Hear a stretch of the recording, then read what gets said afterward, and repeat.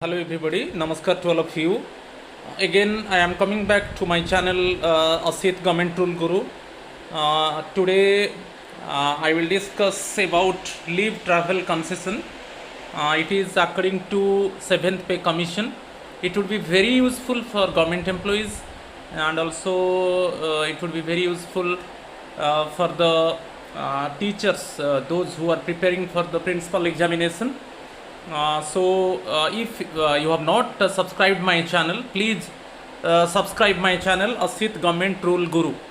So now I am going to discuss the topic. First, I will discuss short title: Commencement and Application. These rules may be called the Central Civil Services Leave Travel Concession Rules 1988. One question is coming related to this. Just to remember, it is CCS Leave Travel Concession Rule 1988. They shall come into force on the date of their publication in the official gazette. Third one, subject to the provisions of sub rule 4, these rules shall apply to all persons. It is very important one. Leave travel concession shall apply to all persons who are appointed to civil services and post, including civil government servants in the defense services in connection with the affairs of the union, who are employed under a state government and who are on deputation with the central government. जो भी employee वो state government का है मगर deputation के लिए वो central government में डेपुटेशन के लिए अभी काम कर रहा है, उसके लिए भी लागू है. Who are appointed on contract basis, जितना कॉन्ट्रैक्चुअल एम्प्लॉयज़ है उनके लिए भी लागू है, मगर उनका सर्विस जो होगा it means definitely 1 year complete होना चाहिए.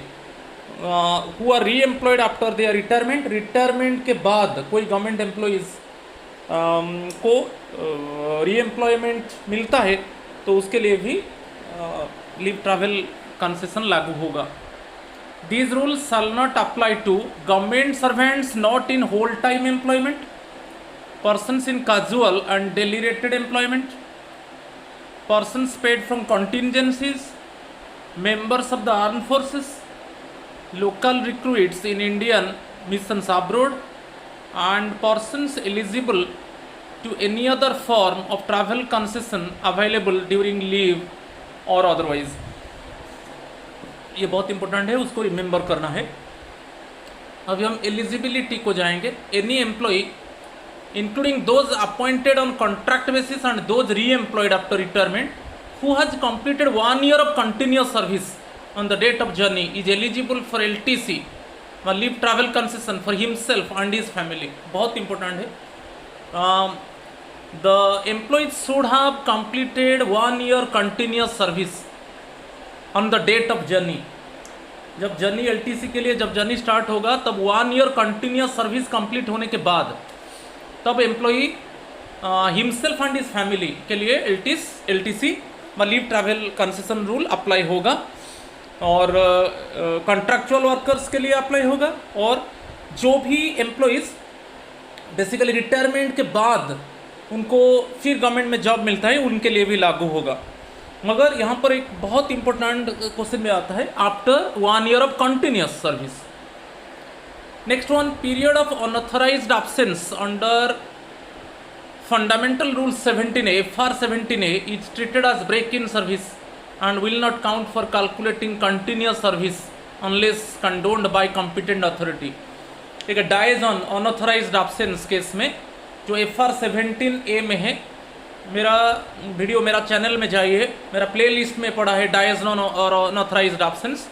तो इस केस में क्या है ना, सर्विस ब्रेक होता है. तो सर्विस ब्रेक होने से क्या होता है ना, वो हमारा सर्विस कंटिन्यू नहीं होगा. जो जितना पीरियड के लिए सर्विस ब्रेक हो जाएगा तो उसके पहले जो हम काम किया है वो एक्चुअली इंक्लूड नहीं होता है.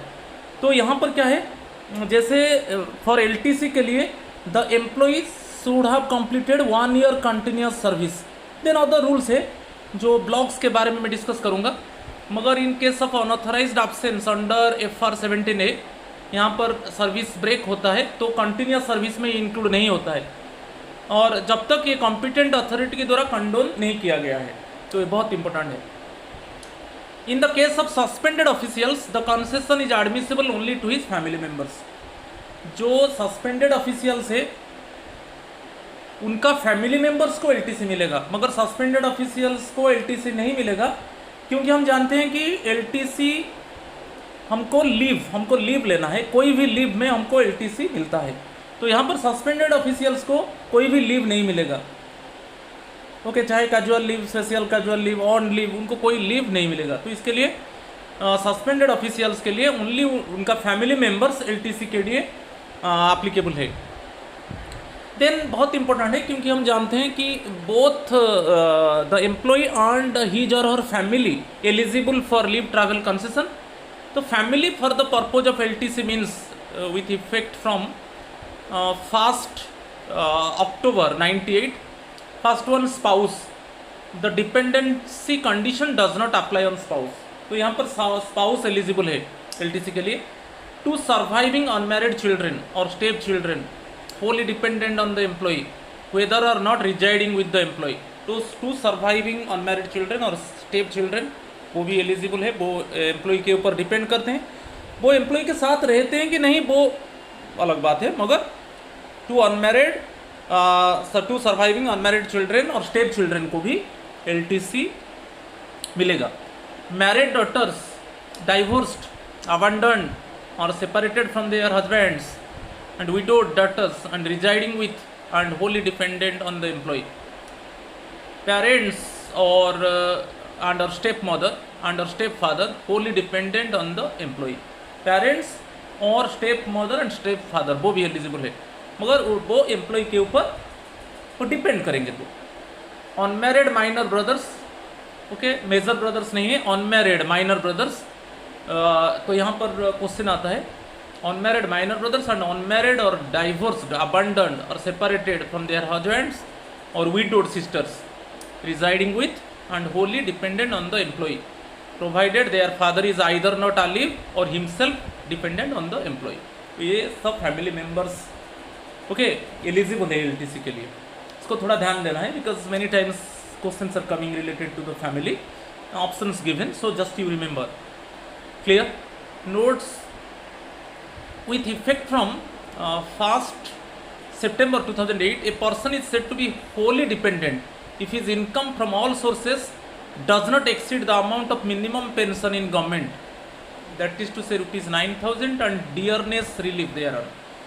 तो जो मिनिमम पेंशन 9,000 और उसके ऊपर जो डियरनेस रिलीफ होगा तो उससे ज़्यादा नहीं होगा। जो डिपेंडेंट हम करते हैं, जो एम्प्लॉयज़ के ऊपर डिपेंड करते हैं, अभी मैं फैमिली मेंबर्स को बताया, उनको एलटीसी प्राप्त होता है। ठीक है, तो इसमें डिपेंडेंसी कंडीशंस में भी क्वेश्चन आता है। तो यहाँ पर जो मिनिमम पेंशन मिलेगा वो 9,000 और उसके ऊपर जो डियरनेस रिलीफ मिलता है उससे ज़्यादा नहीं होगा। ओके, वो एम्प्लॉय के ऊपर डिपेंड करते हैं, तब उनको एलटीसी प्राप्त होगा। नेक्स्ट वन बहुत इंपॉर्टेंट है, only one wife is included in the term family for LTC rules.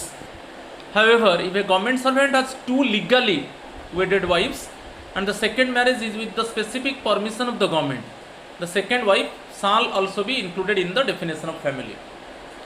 Okay, second wife भी eligible है, but the government servant already has taken the permission of the government, okay, for the legal marriage of second wife. So in this case actually second wife is eligible.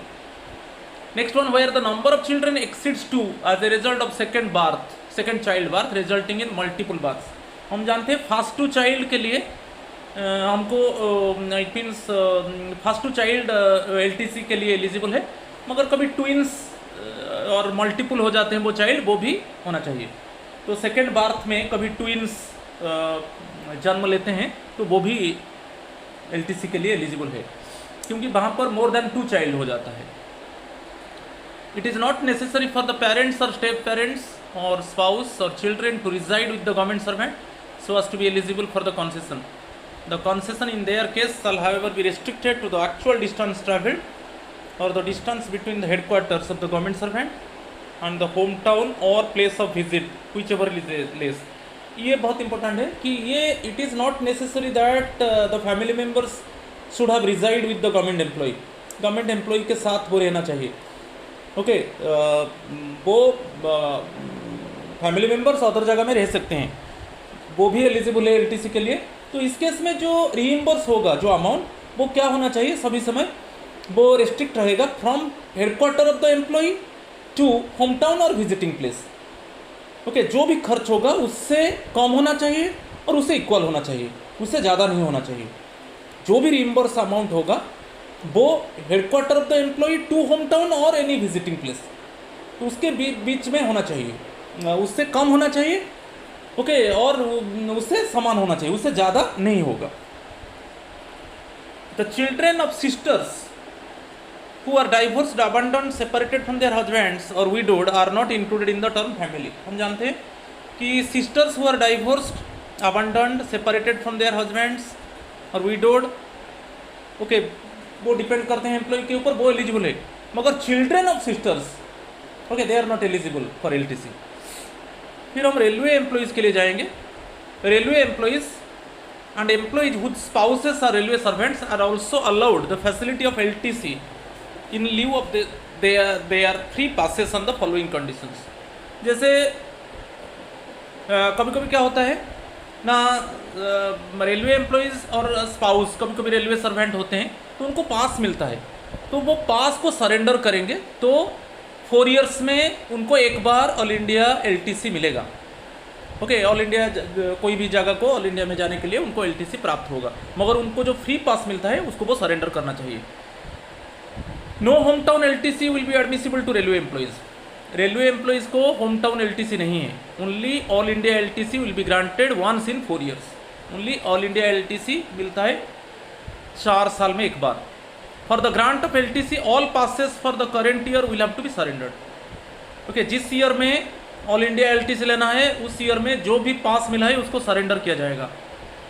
If the employee has already availed of a pass in any year, suppose कोई particular year में वो avail कर चुका है, जो पास मिला है उसमें वो विजिट कर चुका है, तो उस ईयर में उसको एलटीसी अलाउ नहीं किया जाएगा।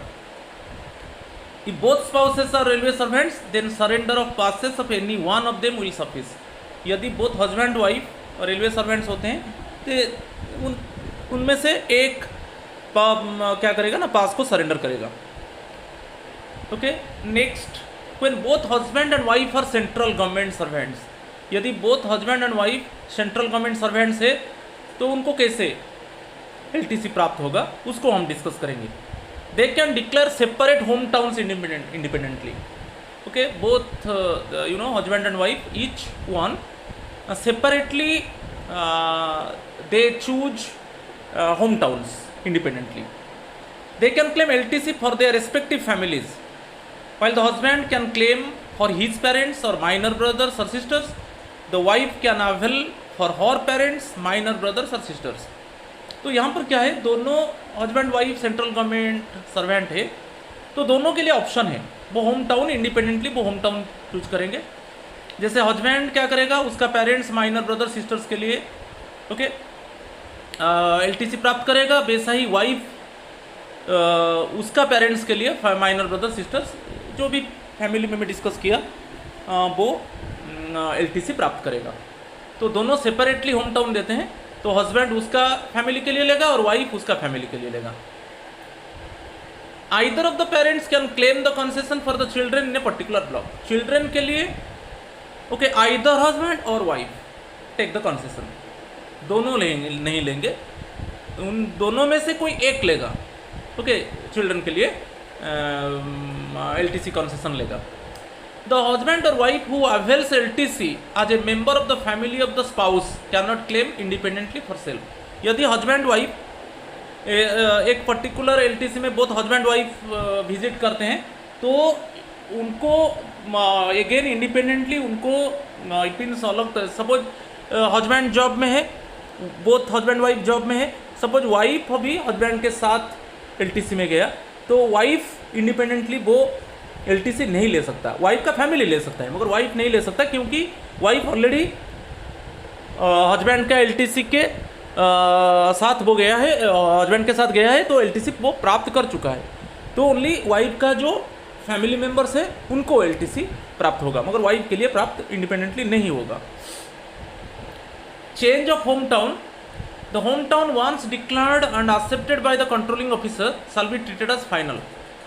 In exceptional circumstances, the head of the department, or if the government servant himself is the head of the department, the administrative ministry may authorize a change in such declaration, provided that such a change shall not be made more than once during the service of a government servant. तो यहाँ पर home town already controlling officer home town final कर चुका है. कोई exceptional circumstances में हम home town change करेंगे तो हमारा पूरा सर्विस कैरियर में हम एक बार चेंज कर सकते हैं और उसको head of the department change करेगा. यदि एम्प्लॉय खुद हेड ऑफ द डिपार्टमेंट होता है तो वो चेंज करना चाहता है उसका होम टाउन, तो वो एडमिनिस्ट्रेटिव मिनिस्ट्री उसको चेंज करेगा. मगर इसमें क्वेश्चन आता है, one question is coming, just you remember during the whole service career only once, okay, the employee can change the home town. Okay, approaching to the head of the department can change the hometown. If the employee is the head of the department, it means then in this case actually the matter goes to the administrative ministry. Okay, ये बहुत important है. तो यहाँ पर एक question आता है, तो LTC के लिए हम जो होम टाउन चेंज करेंगे वो एक बार ही चेंज कर सकते हैं पूरा हमारा सर्विस कैरियर में. Reimbursement in case of employee and family reside away from the duty station. It has been decided that in cases where the government servant has left his or her spouse and the dependent children at place other than his or her headquarters, he may be allowed LTC in respect of them from the place of their residence to hometown in a block of 2 years or any place in India in a block of 4 years, as the case may be. But the reimbursement should in no case exceed the actual distance travelled by the family or the distance between the headquarters or place of posting of government servant and the place visited or hometown, whichever is less. ये बहुत important part है. यदि हम जानते हैं कि जो 4 year block होता है उसको हम स्प्लिट कर देंगे 2 ब्लॉक में, एक ब्लॉक 2 ईयर्स होगा, तो जो 4 ईयर्स ब्लॉक अभी आने वाला है वो 2022 टू 2025, 2022, 23, 24, 25 अभी जो चल रहा है वो 2018 टू 2021. जो 4 ईयर ब्लॉक पीरियड है, it is split of into 2 block period each of 2 years. उसको 4 ईयर्स को हम 2 ब्लॉक में डिवाइड कर देंगे, ईच ब्लॉक 2 ईयर्स होगा. इसमें एक ब्लॉक में हम होम टाउन जाएंगे तो और एक ब्लॉक में हमको ऑप्शन मिलेगा ऑल इंडिया LTC. तो फर्स्ट 2 ईयर्स में हम होम टाउन ले लिए, तो सेकेंड जो ब्लॉक होगा 2 ईयर्स का उसमें हम ऑल इंडिया LTC ले सकते हैं. सिमिलरली यदि फर्स्ट ब्लॉक में आप ऑल इंडिया LTC ले रहे हो तो सेकेंड ब्लॉक जो 2 ईयर्स होगा वो होम टाउन के लिए होगा. और यहाँ पर है कि एम्प्लॉई और उसका फैमिली वो अलग अलग रहते हैं, कोई प्रॉब्लम नहीं है. मगर यदि फैमिली एम्प्लॉय के साथ नहीं है, फैमिली मेंबर्स को LTC प्राप्त होता है, तो रीइंबर्समेंट कैसे होगा? जो रीइंबर्समेंट होगा एक्चुअली वो रेस्ट्रिक्शन होता है, क्योंकि सभी समय वो जो रीइंबर्समेंट होगा वो एम्प्लॉय का हेडक्वार्टर टू होम टाउन और any visiting place. Okay, employee का हेडक्वार्टर टू होम टाउन और एनी विजिटिंग प्लेस. ओके, उससे जो कम होना चाहिए और उससे इक्वल होना चाहिए, उससे ज़्यादा नहीं होगा. कभी कभी एक्सपेंडिचर उससे ज़्यादा हो जाता है, तो ओनली जो रीइंबर्समेंट होगा वो एम्प्लॉय का हेडक्वार्टर टू होम टाउन और विजिटिंग प्लेस, ओके, उससे ही सीमित रहेगा. इसको बहुत इंपॉर्टेंट है, उसको याद रखना है. Admissibility of leave travel concession. The leave travel concession shell be admissible to persons if they have completed 1 year's continuous service under the central government on the date of journey performed by him or his family, as the case may be, to avail of the concession. यहाँ पर जो है 1 year continuous service, जैसे हम newly join किया कोई government job में, तो इमीडिएटली हम LTC नहीं ले सकते. हमारा सर्विस कंटिन्यूस सर्विस 1 year होने के बाद हम एलिजिबल है LTC के लिए. सपोज जैसे मैं ज्वाइन किया December 1, 2020, दिसंबर 1 2020 में ज्वाइन किया तो मुझे एलटीसी प्राप्त होगा दिसंबर 1 2021, क्योंकि 1 ईयर मेरा सर्विस कंप्लीट हो जाएगा, कंटिन्यूस सर्विस होगा, उसमें कोई ब्रेक इन सर्विस नहीं होगा, क्योंकि 17A FR 17A में कभी अनऑथराइज्ड एब्सेंस हो जाता है, ओके, इसको डाइज नॉन कहा जाता है, उस केस में सर्विस कंटिन्यू नहीं होगा। तो यहाँ पर जब newly suppose any employee it means should have complete 1 year continuous service, मैं कभी उदाहरण दिया, suppose one person join the government job on December 1 2020, then he will be eligible for LTC on December 1 2021। तो उसका 1 year complete continuous service complete होने के बाद उसको LTC प्राप्त होगा, वही चीज़ में दिया, तो उसको मिलेगा और उसका फैमिली मेम्बर्स को मिलेगा। The leave travel concession shell be admissible during any period of leave, ये बहुत इंपॉर्टेंट है। कोई हॉलीडेज में एलटीसी हम नहीं ले सकते, क्लोज्ड हॉलीडेज, कोई यानी नेशनल हॉलीडेज हम एलटीसी नहीं ले सकते, ओनली लीव पीरियड में, चाहे कैजुअल लीव हो, special casual leave, extra ordinary leave, earned leave, इस केस में हम, कि चाइल्ड केयर लीव, इस केस में हम एलटीसी ले सकते हैं, मगर कोई क्लोज्ड हॉलीडेज में हम नहीं ले सकते। क्लियर? कोई नेशनल हॉलीडेज है उसमें नहीं ले सकते, कोई संडे जैसे हॉलीडे है हम नहीं ले सकते।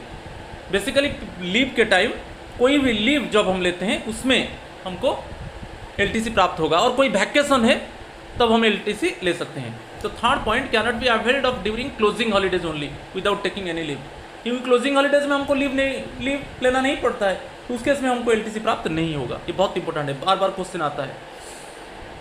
थोड़ा होम टाउन एलटीसी के बारे में देखेंगे। Home town LTC is available once in a block of 2 years, सच आज जैसे मैं बताया अभी जो 4 ईयर ब्लॉक पीरियड, अभी इनकमिंग 4 ईयर ब्लॉक पीरियड सभी गवर्नमेंट एम्प्लॉइज़ को पता होना चाहिए। 2022 टू 2025 जो एक कैलेंडर ईयर होता है ना, जो कैलेंडर ईयर होता है वो जनवरी 1 टू दिसंबर 31 होता है। तो 2022-23 एक 2 ईयर ब्लॉक हो गया, और एक 2 ईयर ब्लॉक हो गया 2024-25। अभी जो इनकमिंग आ रहा है, क्योंकि अभी इस बार जो 2021 लास्ट है, 2018 टू 2021 ये 4 ईयर ब्लॉक था। मैं जो एग्जाम्पल दिया वो एक इनकमिंग 4 ईयर ब्लॉक का एग्जाम्पल दिया, 2022 टू 2025। जो 4 ईयर ब्लॉक को हम डिवाइड कर देंगे 2 ब्लॉक में, each block consist of 2 years. जैसे फर्स्ट ब्लॉक होगा 2020-23, ओके, अनदर 2 ईयर ब्लॉक होगा 2024-25। क्लियर? तो होम टाउन एलटीसी ये दोनों में हम होम टाउन एलटीसी ले सकते हैं फैमिली के साथ। नहीं तो ऑप्शन है, यदि 2022-23 में हम होम टाउन एलटीसी लिया हमारा फैमिली के साथ, तो जो सेकेंड 2 ईयर्स ब्लॉक होगा उसमें हमको ऑल इंडिया के लिए एलटीसी मिलेगा। Suppose first block, first 2 year block 2022-23 हम हमारा फैमिली के साथ हम ऑल इंडिया एलटीसी ले लिया, तो जो सेकेंड 2 ईयर ब्लॉक होगा 2024-25 उसमें हमको होम टाउन एलटीसी मिलेगा। क्लियर? दोनों में हम होम टाउन एलटीसी ले सकते हैं फैमिली के साथ, मगर ऑप्शन क्या है, जो फर्स्ट 2 ईयर ब्लॉक होगा हम होम टाउन एलटीसी ले लिए, तो सेकेंड 2 ईयर ब्लॉक में हम ऑल इंडिया एलटीसी हमारा फैमिली के साथ ले सकते हैं, कि सेपरेटली हम ले सकते हैं। सपोज मैं गवर्नमेंट एम्प्लॉय मैं ले सकता हूँ और मेरा फैमिली मेम्बर्स अलग तरीके से ले सकते हैं, मगर उसी ब्लॉक में लेंगे। तो clear? Next one, the concession में हाउएवर बी कैरी फॉरवर्ड होगा, इसके ऊपर बहुत इंपॉर्टेंट है। जैसे एक ब्लॉक है 2022-23, मैं बताया जो इनकमिंग 4 ईयर ब्लॉक पीरियड है 2022-2025, उसको हम 2 ब्लॉक में डिवाइड कर देंगे, ईच ब्लॉक 2 ईयर्स होगा।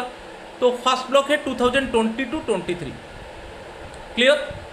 तो वो कैरी फॉरवर्ड हो सकता है, 1 ईयर कंसेशन, एक ग्रेस पीरियड हमको मिलता है। ग्रेस पीरियड कितना होता है? 1 ईयर होता है। तो वो होगा 1 year means next up to 31 दिसंबर 2024। जो फर्स्ट ब्लॉक होगा, सपोज हम होम टाउन एलटीसी ले लिए फर्स्ट ब्लॉक में 2022-23 में हमारा फैमिली के साथ हम होम टाउन एलटीसी ले लिए, तो उसमें 2022-23 ब्लॉक के लिए वो ग्रेस पीरियड हमको 31 दिसंबर 2024 तक होगा। तो उसी में हमको होम टाउन एलटीसी लेना है या ऑल इंडिया एलटीसी लेना है, जो भी आप डिसाइड करो। एक में होम टाउन एलटीसी लेंगे तो दूसरे में हमको ऑल इंडिया एलटीसी के लिए हम एलिजिबल है, नहीं तो हम दोनों होम टाउन एलटीसी फैमिली के साथ ले सकते हैं। मगर एक 1 ईयर ग्रेस पीरियड होगा, ये बहुत इंपॉर्टेंट है। जो फर्स्ट 2 ईयर ब्लॉक होगा 2022-23 उसके लिए ग्रेस पीरियड 1 ईयर होगा, तो वो चला जाएगा 31 दिसंबर 2024। वैसे ही सेकेंड जो ब्लॉक होगा 2024-25 उसके लिए भी 1 ईयर ग्रेस पीरियड होगा, वो चला जाएगा 31 दिसंबर 2026, 1 ईयर ग्रेस पीरियड होगा। तो home town LTC is admissible irrespective of the distance of home town from headquarters. कोई ऐसा कुछ डिस्टेंस नहीं है, home town it means headquarter to home town, ऐसा कोई मिनिमम डिस्टेंस हम नहीं लेंगे एलटीसी के लिए, जितना भी डिस्टेंस होगा हम ले सकते हैं। An employee including unmarried having his family at his hometown can avail LTC for himself alone every year instead of having it for both self and family once in 2 years। क्योंकि हम जानते हैं हमको जो 2 ईयर ब्लॉक, हमारा जो 4 year block होता है उसमें हमको 2 ब्लॉक मिलता है, ईच ब्लॉक 2 ईयर्स होता है। तो जिसमें फर्स्ट 2 ईयर ब्लॉक में हम हमारा फैमिली के साथ हम होम टाउन एलटीसी लेंगे, तो सेकेंड जो 2 ईयर ब्लॉक होगा हमको ऑल इंडिया एलटीसी के लिए हम एलिजिबल है। तो ये रूल है, 2 ईयर्स में हम फैमिली के साथ होम टाउन एलटीसी लेंगे, तो नेक्स्ट जो 2 ईयर ब्लॉक होगा उसमें हम ऑल इंडिया एलटीसी लेंगे। मगर यहाँ पर जो है, जैसे एक एम्प्लॉई अनमैरिड एम्प्लॉई है, उसका फैमिली होम टाउन में रहते हैं, तो वो क्या करेगा ना, एवरी ईयर एलटीसी ले जाएगा। एवरी ईयर ले लिया अकेला, ओके, एवरी ईयर ले लिया। क्योंकि हम हमारा जो रूल्स है एक्चुअली, जो 2 ईयर ब्लॉक पीरियड होता है, एक 2 ईयर ब्लॉक में हम फैमिली के साथ लेंगे, तो नेक्स्ट जो ब्लॉक होगा हमको ऑल इंडिया एलटीसी मिलेगा। मगर 2 ईयर्स में 2 ईयर्स में हमको एक बार हमारा फैमिली के साथ हमको एलटीसी प्राप्त होगा, ठीक है। मगर जो एम्प्लॉय अनमैरिड है वो एवरी ईयर एलटीसी ले लिया, वो खुद के लिए एलटीसी ले लिया, क्योंकि उसका फैमिली मेम्बर्स होम टाउन में है, तो उसके लिए ऑल इंडिया एलटीसी वो एलिजिबल नहीं है, क्योंकि एवरी ईयर वो क्या किया ना, एलटीसी ले लिया। तो an employee including unmarried having his family at his hometown can avail LTC for himself alone every year instead of having it for both self and family once in 2 years। क्योंकि हम जानते हैं हमको 2 years में हमको family के साथ LTC मिलता है। Okay, suppose in my case just I am eligible for LTC with my family in a block period of 2 years। Okay, so 2 year block, जो 2 ईयर ब्लॉक पीरियड होता है उसमें मुझे एक बार क्या होगा, एलटीसी प्राप्त होगा, चाहे होम टाउन हो चाहे ऑल इंडिया हो। एक फर्स्ट 2 ईयर ब्लॉक पीरियड में हमको होम टाउन एलटीसी मिला, तो नेक्स्ट में हम ऑल इंडिया एलटीसी ले सकते हैं। मगर यहाँ पर जो है, सपोज जो अनमैरिड जो एम्प्लॉई है वो every year suppose he has taken LTC for himself, then actually he would not be eligible for all India LTC. And इसमें कैरी फॉरवर्ड नहीं होगा, उसको ग्रेस पीरियड नहीं मिलेगा। जो एम्प्लॉई खुद वो एवरी ईयर एलटीसी लेता है तो उसके लिए ग्रेस पीरियड नहीं है। जैसे वहाँ पर ग्रेस पीरियड हमारा 1 ईयर होता है, जैसे 2022-23 है, ओके, उसमें मैं मेरा फैमिली के साथ सपोज चाहे मैं होम टाउन जाऊँगा कि चाहे वो ऑल इंडिया में जाऊँगा, और उसमें हमको एक ग्रेस पीरियड मिलता है। तो 2022-2023 जो next incoming 4 year block period आएगा वो 2022 to 2025। So 2022-23 first 2 year block period है, उसमें हमको ग्रेस पीरियड मिलेगा अप टू 31 दिसंबर 2024। उसके अंदर हम भी ले सकते हैं फर्स्ट ब्लॉक के लिए, ठीक है, एलटीसी ले सकते हैं। मगर यहाँ पर एवरी ईयर आप ले जाओगे, ओके, खुद के लिए आप एलटीसी ले जाओगे, तो यहाँ पर आपको वो ग्रेस पीरियड नहीं मिलेगा, ठीक है। और एवरी ईयर ले रहे हो मीन्स आपको ऑल इंडिया एलटीसी प्राप्त नहीं होगा।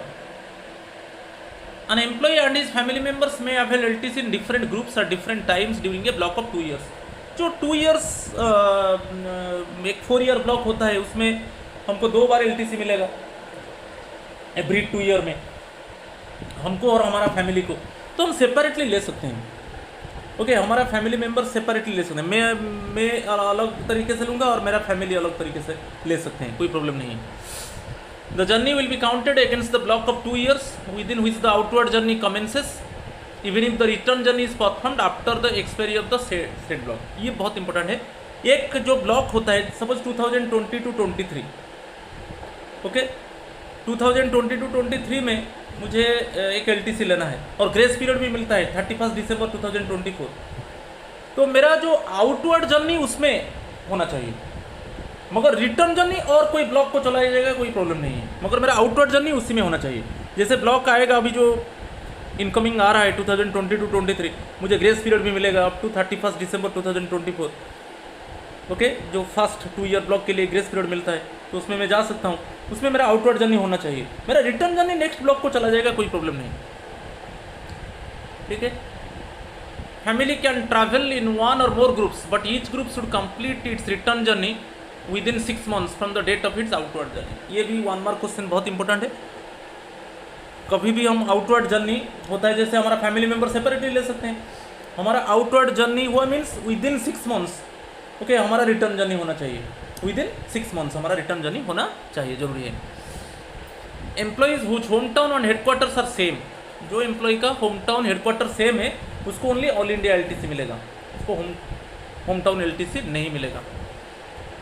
Employees having headquarters at Delhi and residing in NCR town outside Delhi can have home town LTC। तो ये बहुत इंपॉर्टेंट है। जैसे और एक आपको याद रखना है, जैसे फैमिली मेम्बर्स अभी हेडक्वार्टर में नहीं है, वो एम्प्लॉई से अलग रहते हैं तो वो LTC ले लिए, मगर यहाँ पर जो रीएम्बर्स होगा सभी समय एम्प्लॉय के हेडक्वार्टर से विजिटिंग प्लेस उसके हिसाब से रीएम्बर्स होगा, उससे जो एक्चुअल एक्सपेंडिचर है उससे कम होना चाहिए कि उससे समान होना चाहिए, उससे ज़्यादा नहीं होगा।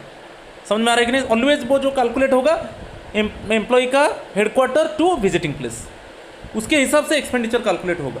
तो जो एक्चुअल एक्सपेंडिचर होगा उससे कम होना चाहिए, ओके और उससे समान होना चाहिए, उससे ज़्यादा नहीं होगा। ऑल इंडिया LTC के लिए मैं अभी बताया पूरा clearly, in lieu of 1 of the 2 home town LTCs in block of 4 years, जो 4 year इनकमिंग ब्लॉक पीरियड आ रहा है 2020 to 25, the employee and his family can have 1 all India LTC and travel to any place in India. मैं बार बार बताया जो 4 year block होता है उसको हम डिवाइड कर देते हैं 2 ब्लॉक्स में, ईच ब्लॉक 2 years होता है। तो फर्स्ट 2 year ब्लॉक में हम होम टाउन के लिए LTC लेंगे, तो नेक्स्ट 2 year ब्लॉक में हमको ऑल इंडिया LTC के लिए हम एलिजिबल है, कोई भी एनी प्लेस इन इंडिया हम विजिट कर सकते हैं। एक होम टाउन LTC होगा और एक ऑल इंडिया LTC होगा, तो हमको ओके 2 बार ओके फैसिलिटीज़ मिलता है एवरी 2 year में, एक होम टाउन होगा तो एक ऑल इंडिया LTC होगा। The place of visit should be declared before hand, जाने से पहले आपको प्लेस ऑफ विजिट आपको इन्फॉर्म करना है, जो हमारा डिसिप्लिनरी अथॉरिटी है उनको इन्फॉर्म करना है प्लेस ऑफ विजिट कि कौन सा जगह को हम विजिट कर रहे हैं, चाहे हम होम टाउन जा रहे हैं ना कोई any other any all India LTC ले रहे हैं और कौन सा प्लेस को जा रहे हैं। Any change in declared place of visit should be intimated to controlling authority before commencement of outward journey. Outward journey से पहले आप सपोज आपका प्लेस चेंज हो गया तो इमीडिएटली आउटवर्ड जर्नी के पहले एम्प्लॉय को कंट्रोलिंग अथॉरिटी को इन्फॉर्म करना है। An employee and his family members may avail LTC in different groups at different times during a block of 4 years. So it means employee himself or herself and family members, they can take LTC separately or in different groups within the 4 year block period. An employee and different members of the family can visit different places, but each should declare the place of visit beforehand. वो दोनों family members अलग अलग LTC ले सकते हैं, okay 4 year block में, मगर each को क्या करना चाहिए ना, before outward journey they must inform the visiting place to the controlling authority. हमको कंट्रोलिंग अथॉरिटी को इन्फॉर्म करना चाहिए कि कौन सा प्लेस को ओके विजिट कर रहे हैं, चाहे एम्प्लॉय हो और उसका फैमिली मेम्बर्स हो, अलग अलग ले रहे हैं तो कोई प्रॉब्लम नहीं है, मगर उनका प्लेस ऑफ विजिट को इन्फॉर्म करना है कंट्रोलिंग अथॉरिटी को। कैरी फॉरवर्ड के ऊपर अभी बताया था, जैसे 2022 to 25 जो इनकमिंग 4 year ब्लॉक पीरियड है तो एक ऑप्शन में वही लिख दिया, देखो incoming 4 year block period 2020 to 25 split up into 2 blocks each of 2 year period, one block 2020 to 23 and second block 2023-24. okay, तो one block to home town, suppose first block home town आप LTC ले लिया, it is carry forward up to 31 दिसंबर 2024, तो 1 year के लिए grace period मिलेगा। तो इसके लिए जो 2022-23 में जैसे हम होम टाउन सपोज हम चूज किया कि हम होम टाउन एलटीसी लेंगे, तो उसमें हमको ऑप्शन मिलेगा 1 ईयर ग्रेस पीरियड मिलेगा, कॉन्सेशन पीरियड मिलेगा 1 ईयर, तो वो चला जाएगा 31 दिसंबर 2024। इसी के अंदर हमारा आउटवर्ड जर्नी होना चाहिए। It means outward journey should be completed with in 31 दिसंबर 2024, otherwise this block is lapsed. Next second block 2024-25, तो सेकेंड ब्लॉक में हमको ऑल इंडिया एलटीसी मिलेगा। हम हमारा फैमिली के साथ दोनों होम टाउन ले सकते हैं, मगर फर्स्ट होम टाउन लिया तो सेकेंड ऑप्शन हमको क्या है ना, ऑल इंडिया एलटीसी के लिए हम एलिजिबल है। तो यहाँ पर भी एक ग्रेस पीरियड मिलेगा। ओके, ग्रेस पीरियड क्या है 2024-25 मीन्स ग्रेस पीरियड 1 ईयर होगा, तो वो चला जाएगा 31 दिसंबर 2026।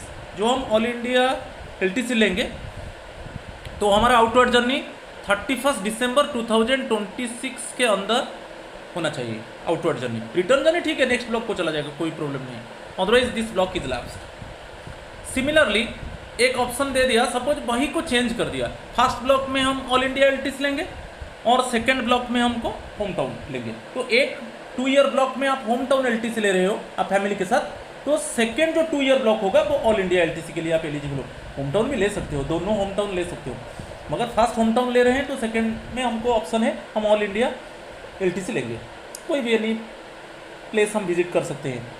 ओके, और तो और में क्या है, फर्स्ट ब्लॉक में हम ऑल इंडिया एलटीसी ले लिया, तो सेकेंड ब्लॉक में हम होम टाउन एलटीसी लेंगे, मगर यहाँ पर वही ग्रेस पीरियड मिलता है 1 ईयर, तो उसी के अंदर हमको आउटवर्ड जर्नी खत्म करना है। क्लियर, वही चीज मैं डिस्कस कर दिया already. Home town and it is carry forward up to 31 दिसंबर 2026। The concession meant for a particular 4 year block can be carry forward to the first year of the next block. जो carry forward जो grace period होगा, जो concession period होगा, वो 1 year के लिए होगा। जो नेक्स्ट ईयर जो 2 ईयर ब्लॉक होता है, जो सेकेंड 2 ईयर ब्लॉक होता है, उसका फर्स्ट ईयर जो होगा ग्रेस पीरियड होगा। Officials availing LTC to home town for self alone once every year. यदि एम्प्लॉई प्रत्येक साल वो होम टाउन एलटीसी लेता है तो वो ऑल इंडिया एलटीसी के लिए एलिजिबल नहीं है। जैसे यहाँ पर जो ऑप्शन है employee with family, okay, with in 2 years they eligible for hometown, then another block of 2 years they are eligible for hometown LTC। तो इट मीन्स 4 ईयर जो ब्लॉक होता है उसमें हमको 2 बार LTC हम लेंगे हमारा फैमिली के साथ, एक बार होम टाउन, एक बार ऑल इंडिया। मगर every year the family himself takes LTC, then he would not be eligible for all India LTC, और उसको ग्रेस पीरियड भी नहीं मिलेगा। Okay, every year home town LTC ले रहा है एम्प्लॉय, तो उसको ग्रेस पीरियड नहीं मिलेगा और उसको ऑल इंडिया एलटीसी भी नहीं मिलेगा, इसको ध्यान रखना है। फिर हम चलेंगे एलटीसी फॉर फ्रेश रिक्रूट, जो न्यूली ज्वाइन के लिए है, उनको उनका जो एलटीसी होगा फर्स्ट 8 ईयर्स वो पूरा अलग होगा। वो हमारा जो ब्लॉक है, जैसे मैं अभी बताया, अभी जो ब्लॉक चल रहा है 2018 to 2021, नेक्स्ट होगा 2022 to 2025, फिर नेक्स्ट होगा 2026 to 2029, मगर उनके लिए नहीं रहेगा। जो फ्रेश एम्प्लॉयज़ हैं उनका फर्स्ट 8 ईयर्स याद रखना है, फर्स्ट 8 ईयर्स जो न्यू रिक्रूट का, उनके लिए जो एलटीसी फैसिलिटी है वो अलग रहेगा। 8 ईयर्स के बाद वो नॉर्मल एलटीसी अवेल करेंगे, तो उसको थोड़ा देखेंगे। New recruits to service with effect from 1 सितंबर 2028 can travel on 3 occasions along with their families to their hometown, and in the 4th occasion to anywhere in India in the first 4 years of service from initial date of joining government service.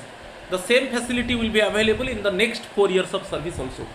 जो new recruit है उनके लिए भी जो उनका जो block होगा, जैसे फर्स्ट 4 ईयर्स होता है, तो जो एवरी ईयर वो फैमिली के साथ होम टाउन एलटीसी ले सकते हैं 3 बार। एवरी ईयर लेंगे, मगर फोर्थ टाइम वो ऑल इंडिया एलटीसी के लिए एलिजिबल है, तो उनका अलग होगा। तो न्यू रिक्रूट के लिए फर्स्ट 8 ईयर्स मैं बता रहा हूँ, फर्स्ट 8 ईयर्स। तो first 8 years means first block 4 years.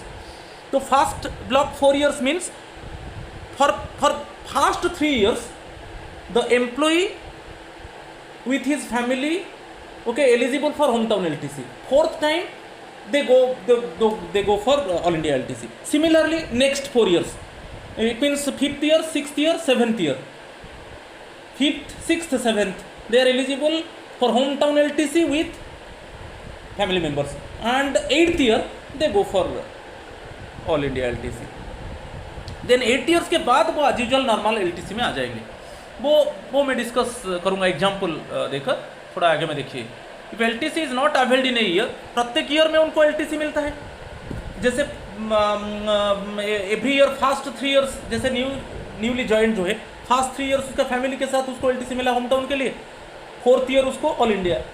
Similarly 5th, 6th, 7th year family के साथ home town LTC, 8th year वो ऑल इंडिया एलटीसी के लिए एलिजिबल है। और यहाँ पर कोई ग्रेस पीरियड उनको नहीं मिलेगा।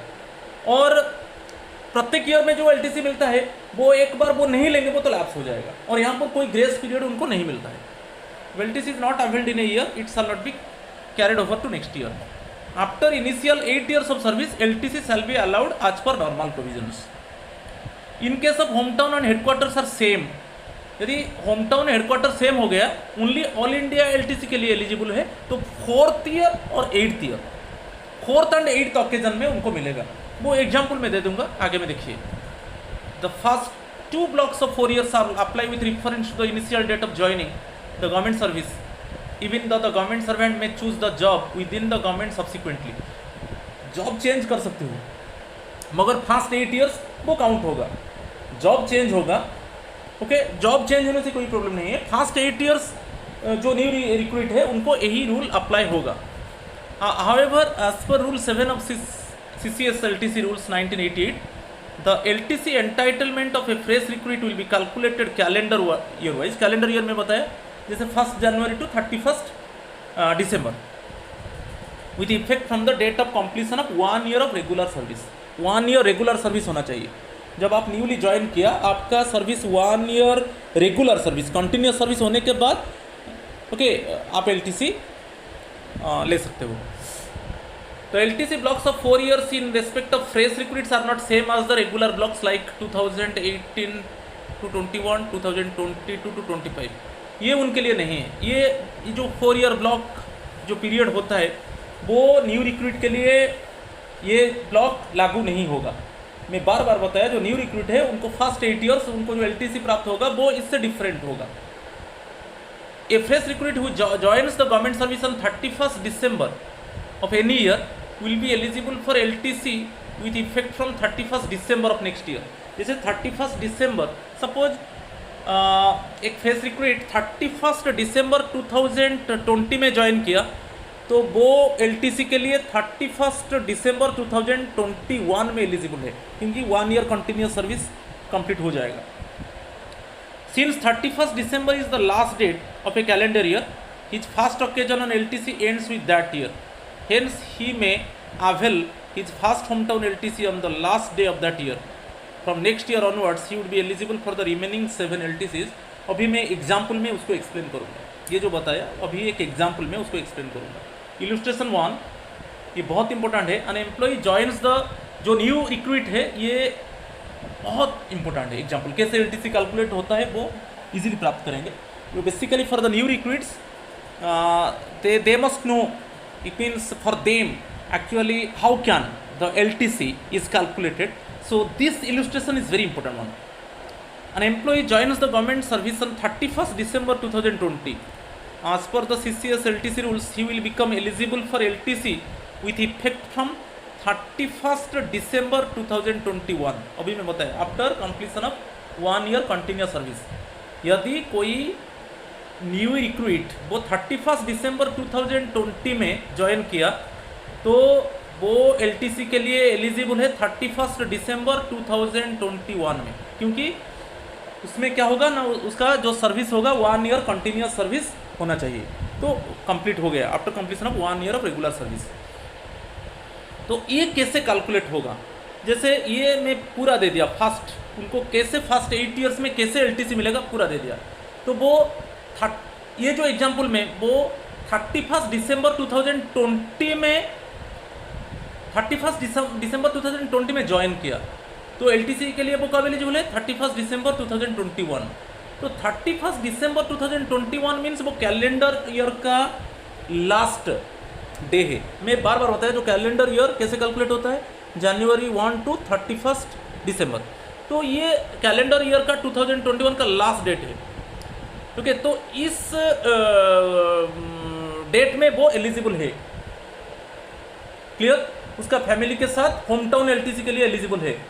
तो उस डेट में वो होम टाउन फास्ट ओकेजन में वो लिया, क्योंकि वो लास्ट 2021 मीन्स वो लास्ट डे था कैलेंडर ईयर का, ये उसका फास्ट ओकेजन हो गया। तो वो फिर 22 फास्ट जनवरी टू 31 दिसंबर होम टाउन, फिर फैमिली के साथ सेकेंड ओकेजन हो गया।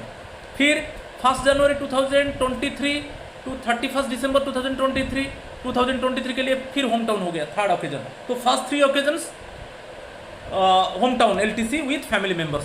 फोर्थ ओकेजन जो हुआ वो 2024 1 जनवरी 2024 टू 31 दिसंबर 2024। ओके, वो फोर्थ ओकेजन में ऑल इंडिया एलटीसी मिलेगा। मगर यहाँ पर बहुत इंपॉर्टेंट है, जैसे वो 31 दिसंबर में कोई ज्वाइन करता है, जैसे मैं इस एग्जांपल में दे दिया 31 दिसंबर 2020 में ज्वाइन किया, तो वो एलटीसी के लिए 31 दिसंबर 2021 में एलिजिबल है।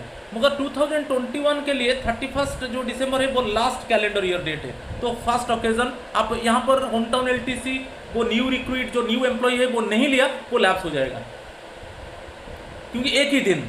इसको कैलकुलेशन में थोड़ा आपको ध्यान देना है। तो यहाँ पर आप नहीं लेंगे तो वो लैप्स हो जाएगा। ओके, जो फर्स्ट 8 ईयर्स हमको जो 8 ओकेजन्स के लिए एलटीसी प्राप्त होता है वो पूरा टोटली डिफरेंट होता है, वो लैप्स हो जाएगा। तो इसमें ये ओनली जो रिक्रूट के लिए है वो जो 31 दिसंबर में ज्वाइन करते हैं, ये इलस्ट्रेशन है, बहुत इंपॉर्टेंट है। जो 31 में ज्वाइन करते हैं तो नेक्स्ट ईयर 31 को उनको होम टाउन एलटीसी ले जाना है, नहीं तो वो लैप्स कर जाएगा। नेक्स्ट जैसे मैं बताया फर्स्ट 3 ओकेजन्स वो home town LTC with family members ले लिए, तो फोर्थ ओकेजन उनको ऑल इंडिया। फिर वैसा ही सेम नेक्स्ट 4 ईयर्स में बार बार बताया उनको फर्स्ट 8 ईयर्स न्यू रिक्रूट के लिए फर्स्ट 8 ईयर्स उनको प्राप्त होगा। नेक्स्ट 25 बाई 1 जनवरी टू 31 दिसंबर 5th occasion home town LTC. फिर 2026 home town LTC 6th occasion. फिर 2027 okay home town LTC 7th occasion. फिर 2028 में ऑल इंडिया एलटीसी मिलेगा 8th ओकेजन। क्लियर, ऐसे ही कैलकुलेट होगा, मगर ये कैरी फॉरवर्ड नहीं होगा, यहाँ पर उनको कोई ग्रेस पीरियड नहीं मिलेगा। ओके, इस ओकेजन हम होम टाउन नहीं लेंगे, होम टाउन एलटीसी फैमिली के साथ नहीं लेंगे, वो लैप्स हो जाएगा, यहाँ पर कोई ग्रेस पीरियड नहीं मिलता है। ठीक है, तो फिर ये 8 ईयर्स के बाद वो नॉर्मल में आ जाएंगे। तो नॉर्मल में आ जाएंगे मीन्स मैं बार बार बताया कि फिर हम नॉर्मल कैलकुलेशन करेंगे। अभी जैसे मैं बताया 2000 जो नेक्स्ट इनकमिंग ब्लॉक होगा 2022 टू 2025 होगा। नेक्स्ट 4 ईयर ब्लॉक होगा 2026 टू 2029, वो 4 ईयर ब्लॉक पीरियड होगा 2026 टू 2029। तो यहाँ पर जो 2026 टू 2029 है, तो उसका जो सेकेंड ब्लॉक होगा 2028-29 होगा। तो यहाँ पर 2028 जो 8th ओकेजन में वो ऑल इंडिया एलटीसी ले लिया, तो ऑलरेडी 2028-29 में एक एलटीसी हो गया, मीन्स 2029 में वो न्यू रिक्रूट नॉर्मल रूल को आ जाएगा और वो एलटीसी नहीं ले पाएगा। इसका थोड़ा मैं एक्सप्लेनेशन में बता देता हूँ। After the completion of the first 8 years when the fresh recruits get in the middle of the running regular block of 4 calendar years, ये हो जाएगा 2026-29 हमारा इलस्ट्रेशन के हिसाब से, क्योंकि इनकमिंग होगा 2022 टू 2025, अभी चल रहा है 18 टू 21, नेक्स्ट 22 टू 25, नेक्स्ट होगा 26 टू 29, उसका 8th ओकेजन कब हो गया 2028 हो गया। उसके बाद वो एज यूजुअल 8 ईयर्स कंप्लीट हो गया, तो नॉर्मल एलटीसी उसके लिए लागू होगा। तो फर्स्ट 8 ईयर्स हो गया, नॉर्मल एलटीसी लागू होगा। तो इस केस में क्या होगा, उस समय कौन सा कैलेंडर ईयर चलता रहेगा ना 2026 to 29। Okay, where the new LTC cycle of fresh recruit coincides with the second year of the running 2 year block. यहाँ पर वो ऑलरेडी ले लिया 2028 में, तो 2026 टू 2029 यहाँ पर उसको हम 2 ब्लॉक में डिवाइड करेंगे 2 ईयर्स। एक होगा 2026-27, 28-29। तो 2028-29, मगर वो 28 में ऑल इंडिया ले चुका है, तो 28 में ले चुका है मीन्स 29 के लिए वो एलिजिबल नहीं होगा। He will not be eligible for LTC in that year, 2029 में एलिजिबल नहीं होगा। फिर जो नेक्स्ट आएगा 2030, ओके, 2030 टू 2033, उसके लिए वो एलिजिबल होगा, क्योंकि 2000 नेक्स्ट जो सेकेंड ब्लॉक होगा ना 2026-29, एक्चुअली जो 4 ईयर ब्लॉक पीरियड है उसको हम डिवाइड कर देते हैं 2 ब्लॉक में, ईच 2 ईयर होगा। एक 2026-27 होगा, एक 2028-29 होगा। तो 2028 में वो ले चुका है, तो 29 के लिए उसको एलटीसी प्राप्त नहीं होगा। फिर और एक देखिए इलिस्ट्रेशन 2 में बताया, वही न्यू रिक्रूट के लिए, an employee joins the government service on 1 September 2019, 1 September 2019 as per the CCS LTC rules, he will become eligible for LTC with effect from 1 September 2020। 1 year regular service complete हो जाएगा। तो कैसे entitlement होगा देखिए, तो 1 सितंबर 2022 में वो एलिजिबल हो जाएगा, उसका 1 ईयर रेगुलर सर्विस कंप्लीट हो जाएगा। तो कैलेंडर ईयर के हिसाब से 1 सितंबर 2020 टू 31 दिसंबर 2020 एक होम टाउन एलटीसी, वैसे ही कैलकुलेट कर लो। 21 में एक होम टाउन, 22 में एक होम टाउन, देन 2023 में all India home town LTC हो गया फैमिली के साथ। तो यहाँ पर जो 4th ओकेजन होगा वो 2023 होगा, तो वहाँ पर ऑल इंडिया एलटीसी के लिए एलिजिबल है। नेक्स्ट वैसे ही next 4 years 24 home town, 25 home town, 26 home town, तो 27 होगा वो ऑल इंडिया होगा। ओके, तो 27 के बाद वो एज यूजुअल आ जाएगा। तो इसके बाद हम देखेंगे कि कौन सा 4 year block actually normal employees के लिए चल रहा है। मैं बार बार बताया वो है 2026 टू 2029। तो 2026 टू 29 उसमें जो सेकेंड ब्लॉक होगा 2 ईयर्स का, वो होगा 2028-29, 2028-29। तो यहाँ पर वो ऑल इंडिया एलटीसी लिया है, तो 2028-29 एक ऑप्शन है, तो उसमें उसको होम टाउन एलटीसी मिलेगा, क्योंकि ऑल इंडिया ले चुका है 2027 है। यहाँ पर वो होम टाउन, वहाँ पर ऑल इंडिया वो नहीं लिया, तब वो 2028-29 में ऑल इंडिया के लिए एलिजिबल होगा। तो यहाँ पर देखिए, after the completion of 8 years of service when the next LTC cycle of fresh recruit coincides with the beginning of the second 2 year block 2028-29 of the running 4 year block 2026-29, he will be eligible only for the hometown LTC in that block if he has availed of any place in India LTC in the 8th year। 8th year में ले चुका है already, 8th year में ले चुका है means next जो 2 year block होगा 2028-29 होगा, 28-29 उसमें वो होम टाउन एलटीसी मिलेगा।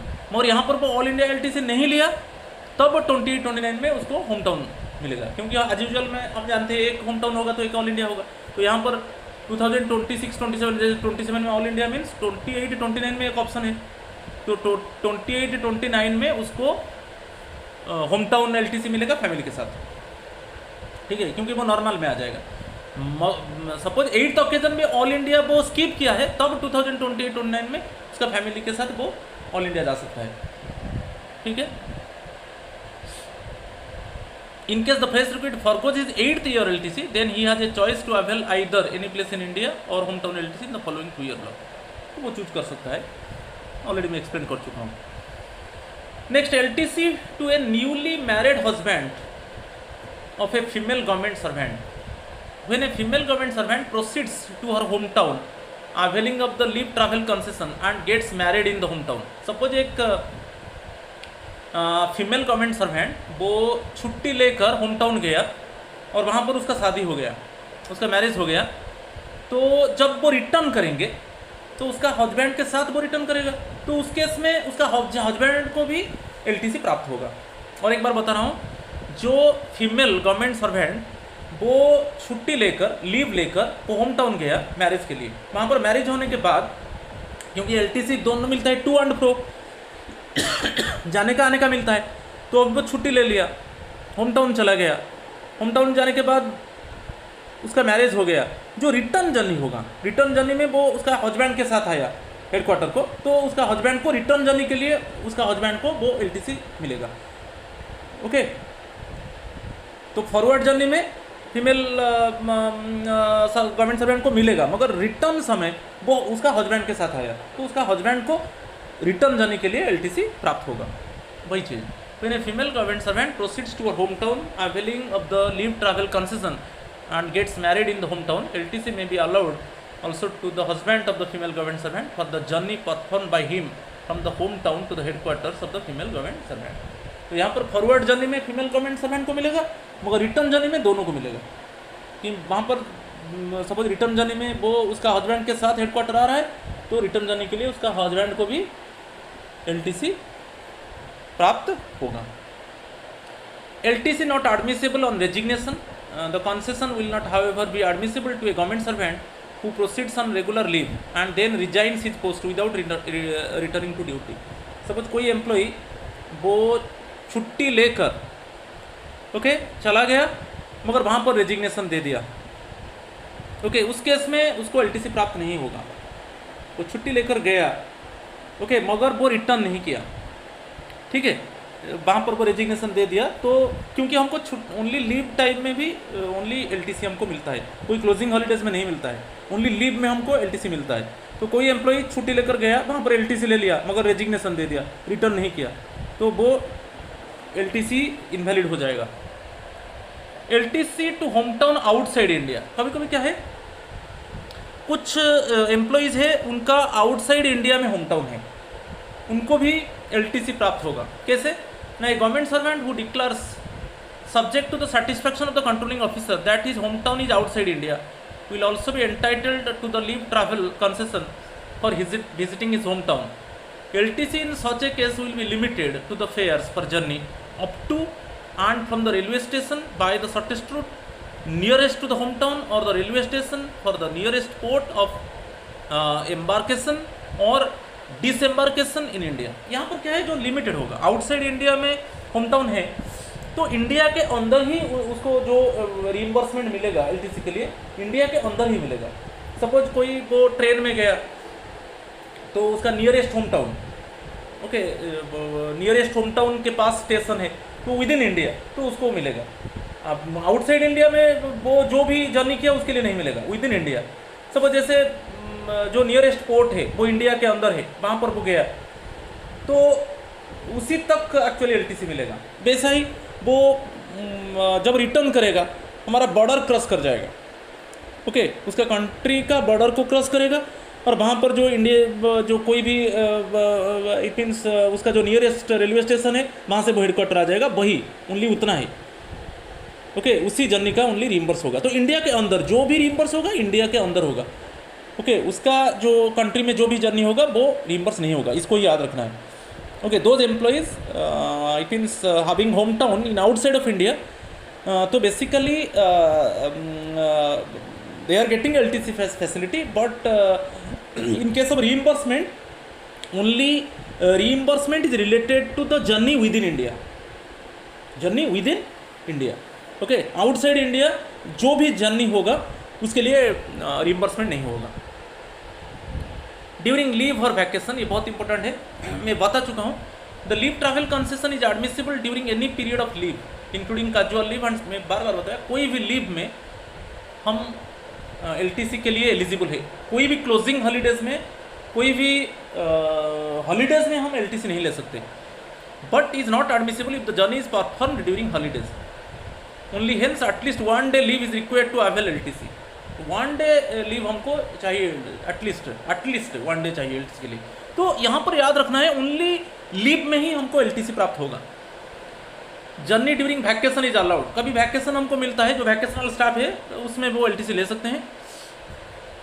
LTC to visit home town in a block of 2 years and to any place in India once in 4 years will be allowed both ways during leave preparatory to retirement. Leave preparatory to retirement जो period होता है, जो government employees वो retire होने वाला है, leave preparatory to retirement उनको 300 days, okay just retirement के पहले उनको 300 डेज वो जिसको बोलते हैं लीव प्रिपेरेटरी टू रिटायरमेंट वो ले सकते हैं। तो उसके अंदर वो एलटीसी के लिए एलिजिबल है, मगर उनका जो रिटर्न जर्नी होगा वो रिटायरमेंट के अंदर होना चाहिए। तो LTC to visit home town in a block of 2 years and to any place in India once in 4 years will be allowed both ways during leave preparatory to retirement, provided the return journey is completed before the expiry of the leave preparatory to retirement. Before the expiry of the leave preparatory to retirement, इसको थोड़ा मैं बता रहा हूँ. जो leave preparatory to retirement है वो 300 days के लिए लीव ले सकते हैं जस्ट रिटायरमेंट के पहले. जो गवर्नमेंट एम्प्लॉइज़ रिटायर होने वाला है उसके रिटायर से पहले 300 डेज के लिए वो लीव ले सकते हैं, उसी को बोलते हैं लीव प्रिपेरेटरी टू रिटायरमेंट. तो उनका रिटर्न जर्नी उसी के अंदर हो जाना चाहिए. LTC during child care leave is permitted, वो नहीं था 6 पे कमीशन में, मगर 7 पे कमीशन में LTC during child care leave is permitted. ये बहुत इंपॉर्टेंट है. क्लियर.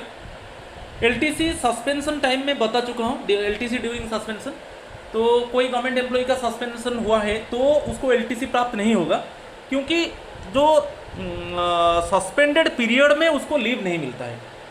सस्पेंडेड पीरियड में उसको कैजुअल लीव और कोई भी लीव नहीं होगा, तो वो कैसे जाएगा, क्योंकि हम LTC ओनली लीव के टाइम में जाते हैं. तो सस्पेंडेड एम्प्लॉय को कोई लीव नहीं दिया जाता है. तो इसके लिए सस्पेंडेड एम्प्लॉयज़ के लिए क्या है, उसका फैमिली मेम्बर्स को LTC मिलेगा, उसको LTC नहीं मिलेगा. सेम चीज I have written here. A government servant under suspension cannot avail of LTC as he cannot get any leave including casual leave during the period of suspension.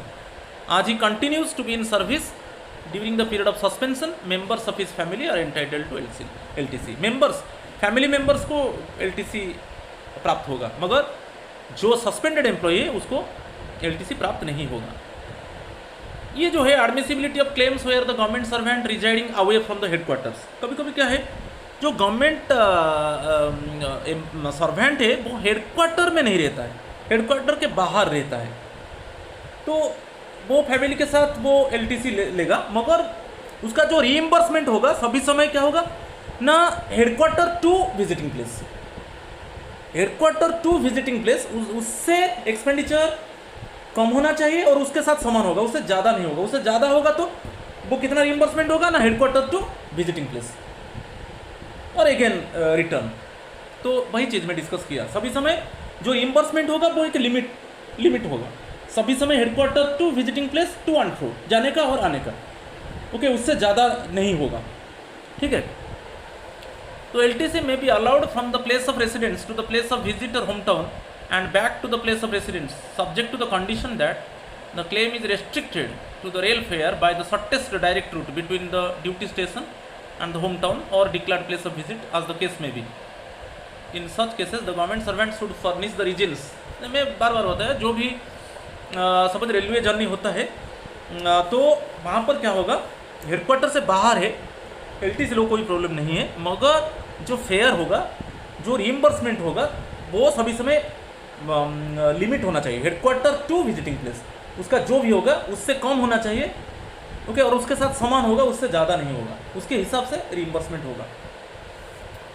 ठीक है. मगर इस case में reason देना चाहिए, क्योंकि क्यों वो हेडक्वार्टर्स के बाहर रहता है. When the employee is residing outside of the headquarter, तो so when he has taken LTC at that time he must have submit the reason. For this reason actually he is residing away from the headquarter. तो वो controlling authority को inform करेगा. Clear.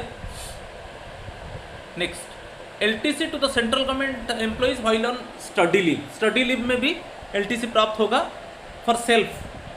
Okay, government servant can avail LTC from the place of study leave to any place in India और home town.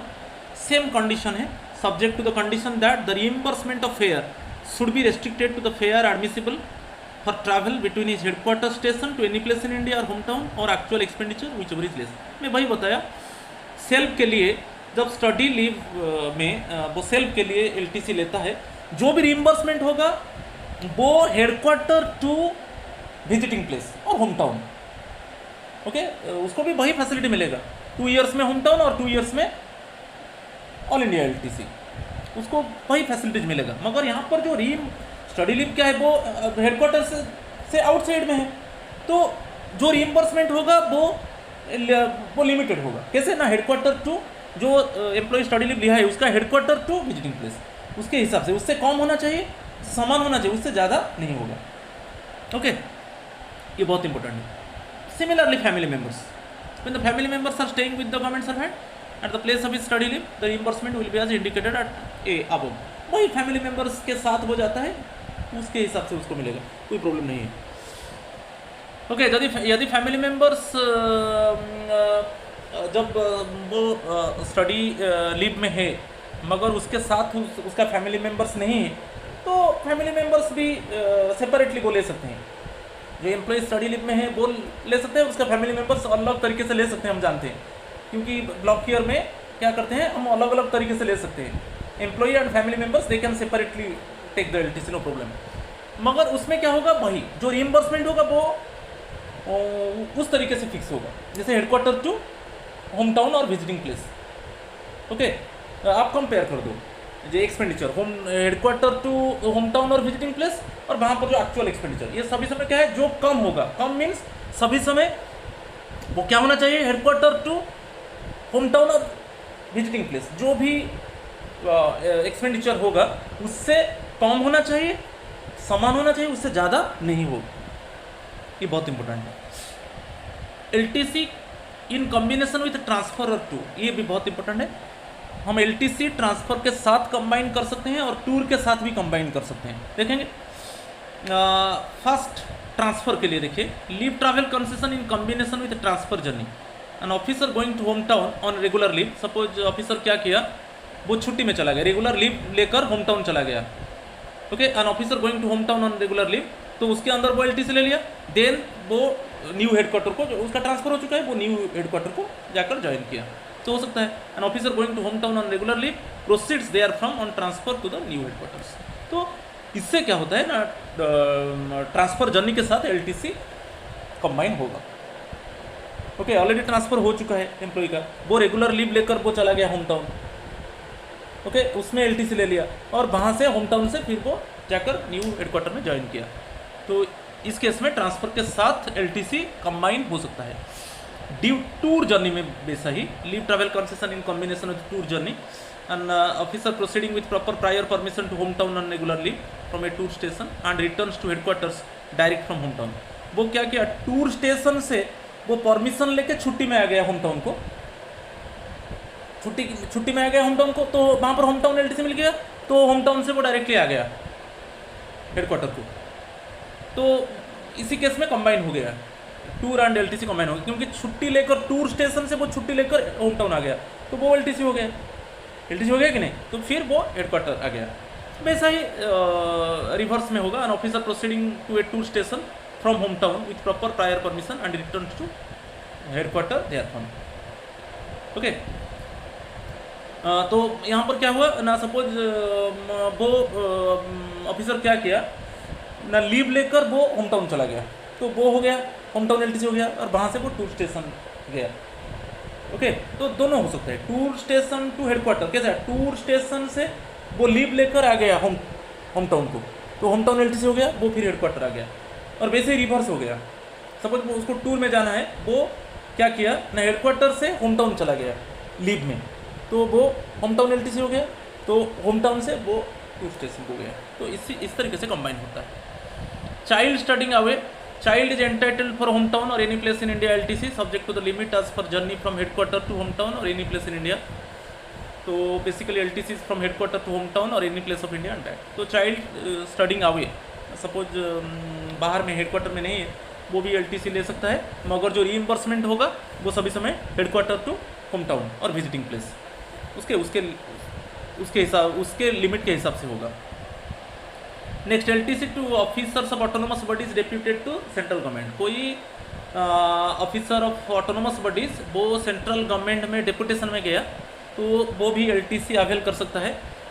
तो just you see, the officers of autonomous bodies deputed to central government will be treated as temporary government servants, क्योंकि एक autonomous body का officer जब central government में जाता है deputation में, तो वो it means temporary government servant के हिसाब से जाता है और उसको एलटीसी प्राप्त होता है। ठीक है, the period of the deputation with the central government and allowed leave travel concession accordingly. ठीक है, when spouse is employed in PSU or autonomous or corporation, if the spouse is employed in a public sector undertaking, autonomous corporation which is wholly or partially funded by government, and where LTC facility is available, the claimant should certify that the concession has not been availed by the spouse. यदि spouse कोई public sector undertaking, autonomous corporation जहाँ पर government partially funding करता है और वहाँ पर LTC facility available है, वो डिक्लेयर करना चाहिए कि मैं कोई कंसेशन अवेल नहीं किया, तब वो क्या करता है ना, उसका स्पाउस के साथ एज यूजुअल मैनर वो LTC ले सकता है. मगर the claimant should certify that the concession has not been availed by the spouse. Suppose for example जैसे वाइफ PSU ऑटोनोमस की कोई कॉरपोरेशन में काम कर रहा है, वहाँ पर भी LTC फैसिलिटी अवेलेबल है. ओके, मगर वाइफ वहाँ पर LTC नहीं लिया, तब वो हस्बैंड के साथ LTC जा सकता है. वहाँ पर वो LTC ले लिया, तब वो हस्बैंड के साथ LTC नहीं ले सकता. When the spouse is not employed in any, यदि स्पाउस एम्प्लॉयड नहीं है, तब भी हमको एक सर्टिफिकेट देना है कि मेरा स्पाउस ओके कहाँ पर इट इज एम्प्लॉयड नहीं है. When the spouse is not employed in any PSU, corporation or autonomous organization, the government servant should give certificate to that effect. यदि प्राइवेट कंपनी में काम कर रहा है, यहाँ पर कोई ज़रूरत नहीं है. ओके, यहाँ पर कोई इन्फॉर्म करना ज़रूरत नहीं है. However, if spouse is employed in any private company, this declaration by the government servant is not required, and such employment of spouse will not affect the entitlement of LTC for the government servant or his or family.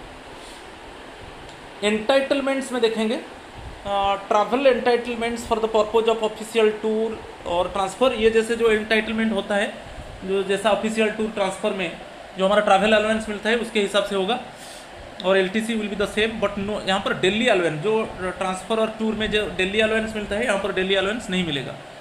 Okay, no daily allowance shall be admissible for travel on LTC. Further, the facility shall be admissible only in respect of journeys performed in vehicles operated by the government or any corporation in the public sector run by the central or state government or a local body. मगर यहाँ पर जो भी vehicles use करना है वो government का होना चाहिए. गवर्नमेंट चाहे वो सेंट्रल गवर्नमेंट का, चाहे स्टेट गवर्नमेंट का, चाहे कॉरपोरेशन का, चाहे लोकल बॉडी का. हम कोई प्राइवेट व्हीकल्स हम नहीं ले सकते.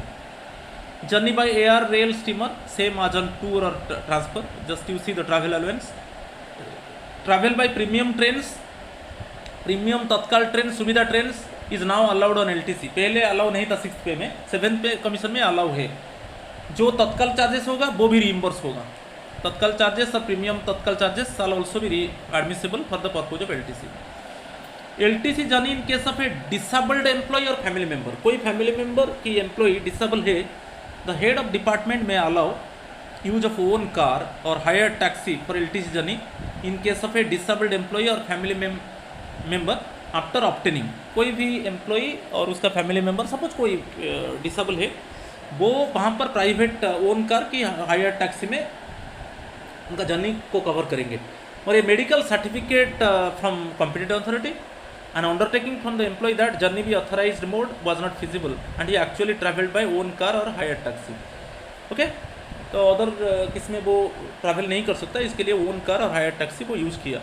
मगर यहाँ पर जो क्लेम होगा, जो भी the claim in such cases should not be more than the fare for entitle class by rail or air by the shortest route. जो शॉर्टेस्ट रूट में जो भी रेल और एयर होगा, जो भी वो एंटाइटल है, रेल के लिए है कि एयर के लिए है, जो भी शॉर्टेस्ट रूट में जो एंटाइटल है उससे ज़्यादा नहीं होगा fair. Air travel for LTC हमको यहाँ पर याद रखना है, जो बेसिक पे लेवल 9 से, okay, basic pay level 9 and more than that they are entitle for air travel, मगर इकोनॉमी क्लास में. क्योंकि हम जानते हैं जैसे जो ट्रैवल अलाउंस टूर और ट्रांसफ़र में 14 एंड अबो बेसिक, जो basic pay level 14 and above वो बिजनेस क्लास, ओके, जो एयर में वो बिजनेस क्लास में एंटाइटल है. मगर यहाँ पर LTC में क्या कहा कि 9 basic pay level 9 and more than that they are entitle for air travel in case of LTC but only in economy class. The travel can only by Air India, याद रखना है. The travel should be only by economy class irrespective of entitlement. मैं अभी बताया जैसे 14 and above वो business class में है, नहीं, ओनली इकोनॉमी क्लास में वो अवेल कर सकते हैं, इकोनॉमी क्लास में वो जर्नी कर सकते हैं. मगर यहाँ पर एक है जो ट्रैवल अलाउंस होता है ट्रांसफ़र और टूर में, बेसिकली 6 to 13A जो पे लेवल 6 to 13A, वहाँ पर economic class it means air travel के लिए वो एलिजिबल थे। पे level 6 to 13A pay level, okay, वहाँ पर एयर ट्रैवल के लिए वो एलिजिबल थे इकोनॉमिक क्लास में। मगर एलटीसी केस में जो पे लेवल 6 to 8 है वो एलिजिबल नहीं है एयर ट्रैवल के लिए, मगर टूर ट्रांसफ़र में वो एलिजिबल है। मैं बताया टूर ट्रांसफ़र में बेसिकली ट्रैवल अलाउंस केस में 6 to 13A pay level they are eligible for air travel in economic class. But in case of LTC level 6 to 8, level 6 to 8, those employees having pay level 6 to 8 they are not eligible for air travel, okay. तो यहाँ पर एक याद रखना है, 1 mark question आ सकता है। तो जो एलटीसी के लिए जो एयर ट्रैवल होगा वो पे level 9 and more than that, but only economic class में। एलटीसी 80 टिकट परचेज कर रहा है ऑफ एयर इंडिया का, ओके। यदि एलटीसी जाना है, LTC 80 tickets of air India only should be purchased, और जो रीइम्बर्स होगा तो उससे कम होना चाहिए, उससे इक्वल होना चाहिए, उससे ज़्यादा नहीं होगा। उससे ज़्यादा होगा तो एलटीसी 80 फेयर के हिसाब से रीइम्बर्स होगा।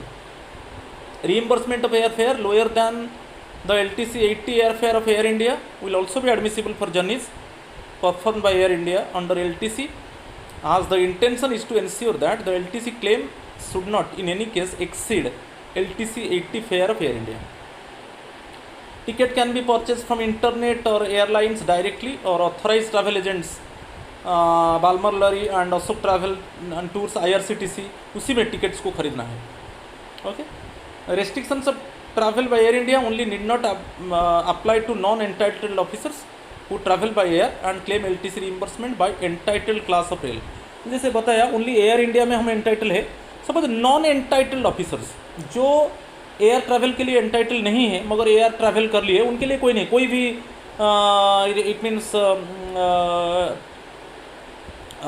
में ट्रैवल कर सकते हैं, चाहे एयर इंडिया में, चाहे इंडिगो में, चाहे स्पाइस जेट में, वो कर सकते हैं। मगर उनका जो रीइम्बर्समेंट होगा वो रेल फेयर के हिसाब से होगा, और वहाँ पर कोई रेस्ट्रिक्शन नहीं है। मगर जो एंटाइटल है एयर ट्रैवल के लिए वो ओनली एयर इंडिया में होना चाहिए। मगर जो नॉन एंटाइटल ऑफिसर्स है वो एयर ट्रैवल कर सकते हैं, मगर उनका जो रीइम्बर्समेंट होगा वो रेल फेयर के हिसाब से होगा। तो वहाँ पर कोई रेस्ट्रिक्शंस नहीं है, वो कोई भी मीन्स में जा सकते हैं, एयर ट्रैवल कर सकते हैं।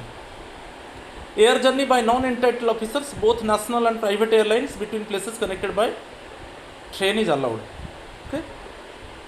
तो एयर जर्नी हो सकता है नॉन एंटाइटल ऑफिसर्स, कोई नेशनल और प्राइवेट एयर लाइन्स में वो जा सकते हैं, मगर वहाँ पर जैसे ट्रेन फैसिलिटी है between places connected by train is allowed, okay. Air journey by non entitle officers between places connected by train, जो प्लेस वो जर्नी कर रहे हैं वो it is connected by train, मगर वो एयर में जा रहे हैं, कोई चाहे वो नेशनल, उनके लिए कोई एयर इंडिया का कोई ये नहीं है, there is no option for them that you are bound to go in Air India, क्योंकि वो नॉन एंटाइटल्ड ऑफिसर से, वो एयर ट्रैवल के लिए एंटाइटल नहीं है। तो वो नेशनल और प्राइवेट एयरलाइंस में जा सकते हैं, और उसमें क्या होना चाहिए, कंडीशन क्या है ना, वो जो प्लेस अभी कवर कर रहे हैं प्लेन में, वो जर्नी वो ट्रेन में कर सकते हैं, और ट्रेन कनेक्शन है, ठीक है। मगर रीइम्बर्समेंट जो होगा वो ट्रेन फेयर के हिसाब से होगा। Reimbursement would be restricted to the fare of the entitled class by train, including Rajdhani or Shatabdi, subject to the conditions prescribed. If full airfare has been paid in respect of children or senior citizen, full train fare is reimbursed. Special relaxation for government servant serving in Ladakh region, his or her spouse and 2 dependent children up to 18 years for boys and 24 years for girls. Air travel is admissible between Leh and Srinagar, Jammu, Chandigarh during winter season, इसको याद रखना है। Special relaxation है Ladakh reason के लिए।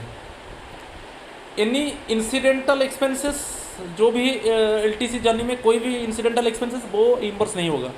Any incidental expenses and the expenditure incurred on local journeys shell not B admissible. In case of journey between the places not connected by any public or government means of transport, कोई ऐसा journey हम cover कर रहे हैं जहाँ पर कोई government means of transport की public means of transport available नहीं है। मैं बार बार बताया, जब हम एलटीसी लेंगे, ओके, तब हम क्या करेंगे, सभी समय पब्लिक ट्रांसपोर्ट को यूज करेंगे। बेसिकली जो गवर्नमेंट बस हो, ओके, कि कोई कॉरपोरेशन का बस हो, कि लोकल बॉडी का बस हो, उसको ही यूज करेंगे। कोई प्राइवेट व्हीकल्स हम यूज़ नहीं कर सकते। सपोज कुछ प्लेस हम कवर कर रहे हैं, कुछ जर्नी हम कवर कर रहे हैं जहाँ पर कोई पब्लिक ट्रांसपोर्ट का फैसिलिटी नहीं है, तभी हम प्राइवेट व्हीकल्स ले सकते हैं, मगर 100 किलोमीटर्स के लिए, उससे ज़्यादा नहीं। मोर अप टू 100 किलोमीटर्स वहाँ पर रीइंबर्स होगा, क्योंकि कोई पब्लिक ट्रांसपोर्ट का फैसिलिटी नहीं है। तब हमको अप टू 100 किलोमीटर्स जो प्राइवेट व्हीकल्स हम यूज़ कर रहे हैं उसके लिए रीइंबर्स होगा, और मोर देन 100 किलोमीटर्स के लिए जो भी हम खर्च करेंगे वो खुद हम बियर करेंगे। तो उसी चीज़ को मैं लिख दिया। In case of journey between the places not connected by any public or government means of transport, the government servant shall be allowed reimbursement as per his entitlement for journey on transfer for a maximum limit of 100 kilometres covered by the private or personal transport based on a self certification from the government servant. वो self certification करना है कि ये journey में जो cover किया उसमें कोई पब्लिक ट्रांसपोर्ट का फैसिलिटी नहीं था, इसके लिए मैं प्राइवेट व्हीकल्स को यूज़ किया, तो तभी 100 किलोमीटर्स तक रीइंबर्स हो सकता है। 100 किलोमीटर से ज़्यादा जो हम खर्च करेंगे प्राइवेट व्हीकल्स में वो रीइंबर्स नहीं होगा। Beyond this the expenditure shall be burn by the government servant. Flexi fair, dynamic fair applicable in राजधानी, शताब्दी, Duronto train shell be admissible for the journeys perform by this trains on LTC। जो भी flexi fair, dynamic fair होगा वो भी reimburse होगा, मगर ये dynamic fair component shell not B admissible in cases where a non-entitled government servant travels by air and claims reimbursement for the entitled class of राजधानी, शताब्दी और दुरंतो ट्रेन। ये बहुत इंपॉर्टेंट है। सपोज एक नॉन एंटाइटल्ड ऑफिसर वो air travel के लिए entitle नहीं है, मगर वो एयर ट्रैवल किया, तो उस केस में उसको ट्रेन फेयर के हिसाब से रीइंबर्स होगा, मगर जो डायनामिक फेयर है, जो फ्लेक्सी फेयर कंपोनेंट, वो उसको नहीं मिलेगा, रीइंबर्स नहीं होगा। ठीक है, एज यूजुअल मैनर वो जा रहा है डायरेक्टली राजधानी, शताब्दी, दुरंतो ट्रेन में, वो वहाँ पर डायनामिक फेयर इंक्लूड होगा। मगर एक नॉन एंटाइटल ऑफिसर वो एयर जर्नी किया और उसको रेलवे फेयर के हिसाब से उसका रीइंबर्स होगा, तो वो जो डायनामिक फेयर कंपोनेंट है वो उसको नहीं मिलेगा। डायनामिक फेयर कंपोनेंट वो रीइंबर्सेबल नहीं होगा। Reservation charges are reimbursable for all classes. Service tax, education cess and other levies are also reimbursable, ये सब रीइंबर्स होगा। यदि हम टूर्स कर रहे हैं ITDC और state tourism development corporation, suppose यहाँ पर tours by Indian tourism development corporation की स्टेट टूरिज्म डेवलपमेंट कॉरपोरेशन, उनका बस में कि उनका कोई it means in their own buses और बसेस हायर्ड और chartered by them and tour operated by ITDC limited, we will qualify for LTC। जो भी बस अरेंज, सपोज ITDC का बस हम में LTC जा रहे हैं, ओके, कि स्टेट टूरिज्म डेवलपमेंट कॉरपोरेशन का वो उसमें हम LTC जर्नी कर रहे हैं, वो रीइंबर्सेबल होगा।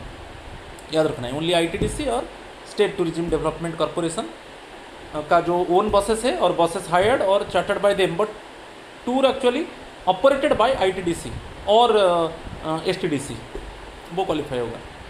LTC for employees posted in north east regions और आइसलैंड्स, जो नॉर्थ ईस्ट रीजन में है और आइसलैंड्स में है, तो उनके लिए LTC कैसे मीन्स उपलब्ध होगा। The employees can opt concession for himself once in year from place of posting to home town, तो वो खुद के लिए ले सकते हैं। और to where family resides and for the family spouse and 2 children to travel once a year from the place they reside to the place of his posting, तो वो खुद ले सकता है उसका होम टाउन को जहाँ पर उसका फैमिली रिजाइड कर रहा है, और एवरी ईयर उसका फैमिली भी जो एम्प्लॉय का हेडक्वार्टर को जा सकता है LTC के लिए, वो लाभ ले सकते हैं एवरी ईयर में। LTC for escort to single handicapped employee, LTC is admissible to an escort accompanying a handicapped government servant proceeding on LTC journey provided that the nature of physical disability is such as to necessitate an escort। Okay, एक handicapped person है और वो अकेला है, उसका कोई family members नहीं है, तो वो खुद नहीं जा सकता, तो उसके लिए एस्कॉर्ट उपलब्ध होगा। तो physically handicapped employee does not have an adult family member, कोई अडल्ट फैमिली मेम्बर नहीं है, ऐसा नहीं है, फैमिली मेम्बर है मगर अडल्ट फैमिली मेम्बर नहीं है। Any other employee entitled to LTC does not accompany the physically handicapped employee on the journey, जो भी एम्प्लॉय LTC के लिए एंटाइटल है वो हैंडीकैप्ड एम्प्लॉय को एस्कॉर्ट नहीं कर सकता है। Prior approval of the head of the department is obtained on each case. तो हमको अप्रूवल चाहिए, disable employee should have taken permission of the head of the department. Concessions if any allowed by the railways और bus services should be availed. तो इस case में escort के लिए भी रिम्बर्स होगा। तो एलटीसी में लीव ट्रैवल कंसेशन में जो भी खर्च, जो भी एक्सपेंडिचर होगा एस्कॉर्ट के लिए, वो भी रिम्बर्स होगा। Next, facility of LTC advance. Advance up to 90% of the fare can be availed. जो भी फेयर होगा उसका 90% हमको एडवांस मिलेगा। उसके पहले से टू एंड फ्रो का हम दे देंगे। ओके, 90% हमको एडवांस मिलेगा। और यहाँ पर कुछ कंडीशंस है, देखेंगे। If the leave applied or expected absence of the employee or family members is not more than 3 months और 90 days। हम जो लीव लेंगे वो 90 डेज से ज़्यादा नहीं होगा, 90 डेज के अंदर होगा, तब हमको आउटवर्ड जर्नी और रिटर्न जर्नी के लिए एडवांस मिलेगा। अदरवाइज ओनली आउटवर्ड जर्नी के लिए मिलेगा। तो हम जो लीव लेंगे वो 90 डेज से कम होना चाहिए, तब हमको जो एडवांस मिलेगा, जाने का आने का एडवांस मिलेगा। 90 डेज से ज़्यादा हम लीव ले रहे हैं तो ओनली आउटवर्ड जर्नी के लिए मिलेगा, रिटर्न जर्नी के लिए एडवांस नहीं मिलेगा। तो एडवांस का कितना मिलेगा advance? 90% of the expected fair. हमको हम कैलकुलेट कर लेंगे कि कितना पैसा खर्च होगा, क्योंकि आउटवर्ड जर्नी के पहले हमको सबमिट करना है। हमारा जैसे ट्रेन में PNR नंबर, टिकट नंबर, ये सब हमको जमा करना है। तो अभी आगे में डिस्कस करेंगे। If the limit of 3 months और 90 days exceeds after the advance has been drawn. यदि आप एडवांस ले लिए और वो आप एडवांस जब लिए थे वो if the limit of 3 months और 90 days एक्सीड्स हो गया after the advance has been drawn, advance लेने के बाद 90 days चला गया, तो तब आपको हाफ ऑफ द एडवांस आपको रिफंड करना पड़ेगा। After the advance has been drawn the employ should refund half of the advance. ये बहुत इंपॉर्टेंट है, उसके ऊपर क्वेश्चन आता है। The advance for outward journey can be drawn 65 days। Suppose in case of air और इन केस ऑफ शिप, तो इसके लिए 65 days। रोड जर्नी इसके लिए 65 days, बिफोर 65 days हमको एडवांस लेना है। मगर ट्रेन के लिए 125 days in case of journey by train. ये बहुत इंपॉर्टेंट है। The advance for outward journey can be drawn 65 days before the propose date of journey, 125 days in case of journey by train. The advance shall be refunded in full if the tickets are not produced within 10 days of grant of advance। आपको advance मिल गया, तो advance मिलने के बाद 10 दिन के अंदर हमको टिकट सबमिट करना है। टिकट सबमिट नहीं करोगे तो ऑटोमेटिकली क्या होगा, जो एडवांस आप लिया है उसको रिफंड आप करोगे। Advance can be separately drawn for self and different group of family members if they are travelling separately. यदि employee and family members they have taken LTC separately, वो सेपरेटली वो एडवांस लेंगे। क्लेम देखेंगे, LTC claim. First one, when advance, यदि advance लिया है तब आपका रिटर्न जर्नी कंप्लीट होने के बाद 1 month के अंदर आपको क्लेम करना है। तो सेम चीज़ में लिखा, when advance is taken the claim should be submitted within 1 month from the date of return journey. इसके ऊपर क्वेश्चन आता है। तो after the completion of return journey within 1 month you must approach for claim. If not, outstanding advance will be recovered in one lump sum and the claim will be treated as one where no advance is sanctioned. Further, penal interest at 2% over GPF interest on the entire advance from the date of trial to the date of recovery will be charged. यदि 1 महीने के अंदर, return journey के बाद 1 महीने के अंदर आप क्लेम सबमिट नहीं किया, ओके, तब क्या होगा ना, आपको इंटरेस्ट लग जाएगा। इंटरेस्ट कब से लगेगा ना, जिस डेट में आपको एडवांस मिला और रिकवरी तक। तो if not outstanding advance will be recovered in one lump sum and the claim will be treated as one where no advance is sanctioned. Okay, जहाँ पर एडवांस सैंक्शन नहीं होता है तो ये बहुत इंपॉर्टेंट है। आप एडवांस ले लिया मगर 1 month के अंदर, रिटर्न जाने के बाद 1 month के अंदर आप क्लेम नहीं किया, तब आपके ऊपर इंटरेस्ट लगेगा। आपको यही याद रखना है। कितना इंटरेस्ट लगेगा ना, जो जनरल प्रोविडेंट फंड के ऊपर जो गवर्नमेंट इंटरेस्ट डिक्लेयर करता है उससे 2% ज़्यादा आपको देना है। कब से ना, जब आप एडवांस लिए थे और रिकवरी तक। When claim submitted within stipulated time but unutilized portion of advance not refunded, आप जो क्लेम है उसको ठीक टाइम में सबमिट किया मगर जो एडवांस लिया था जो अनयूटिलाइज पोर्शन उसको आप रिफंड नहीं किया तब उसके ऊपर इंटरेस्ट लग जाएगा. When claim submitted within stipulated time but unutilized portion of advance not refunded, interest is chargeable on that amount from the date of drawal to the date of recovery. बहुत important है. When part of the advance becomes excess drawal due to genuine reasons, कभी कभी क्या है जितना लेना चाहिए उससे ज़्यादा एडवांस हम ले लिए, ज़्यादा एडवांस ले लिए, जेन्युइन रीजन है, जेन्युइन रीजन के हिसाब से हम ज़्यादा एडवांस ले लिए तो जितना ज़्यादा एडवांस हम लिए तो उसके ऊपर इंटरेस्ट नहीं लगेगा. When a part of the advance becomes excess drawal due to genuine reasons beyond the control of the government servant, the administrative authority may, if satisfied, exempt charging of interest. Next है advance लिया तो आप return देने के बाद 1 month के अंदर आपको क्लेम करना है. यदि आप एडवांस नहीं लिया तो रिटर्न देने के बाद विदिन 3 मंथ्स ओके आपको क्लेम करना है, रीइंबर्समेंट के लिए क्लेम करना है. तो ये क्वेश्चन आता है बहुत सभी समय याद रखना है. एलटीसी केस में एडवांस लिया रिटर्न जाने के बाद 1 मंथ के अंदर आपको क्लेम करना है. एडवांस नहीं लिया रिटर्न जाने के बाद विदिन 3 मंथ्स आपको क्लेम करना है. When no advance is taken, claim should be submitted within 3 months from the completion of return journey. Otherwise, the claim will be forfeited. Relaxation क्या है? Relaxation हो सकता है ministries और departments to relax these limits with the concurrence of the financial advisor. आप यदि advance नहीं लिया तो जैसे नॉर्मल था आफ्टर रिटर्न जर्नी 3 मंथ्स के अंदर आपको क्लेम करना है, वो 6 मंथ्स एक्सटेंड हो जाएगा. ओके रिलैक्सेशन कौन करेगा ना, minister departments with the concurrence of the financial adviser. और एडवांस लिया तो आफ्टर रिटर्न जर्नी 1 मंथ के अंदर आपको क्लेम करना है, मगर रिलैक्सेशन केस में अप टू 3 मंथ्स होगा. मगर यहाँ पर कंडीशन है जो अप टू 3 मंथ्स है आपको जो एडवांस लिया है उसको 40 रिटर्न जर्नी के बाद 45 डेज के अंदर आपको उसको रिफंड कर देना है, तब आपको कोई इंटरेस्ट नहीं लगेगा जब रिलैक्सेशन होगा. रिलैक्सेशन रूल का बात मैं बोल रहा हूँ. If advance is drawn, provided the government servant refunds the entire amount of advance, not merely the unutilized portion, within 45 days of completion of return journey. ये बहुत इंपॉर्टेंट है. Admissibility of catering charges in respect of rail journey performed on LTC. LTC में आप train journey में आपका जो catering charges वो ticket के साथ इंक्लूड है तब वो होगा, सेपरेटली नहीं होगा. आपका जैसे राजधानी टोरंटो में आप जा रहे हो तो उसमें टिकट के अंदर ही आपको कैटरिंग चार्जेस इंक्लूड होता है टिकट के अंदर.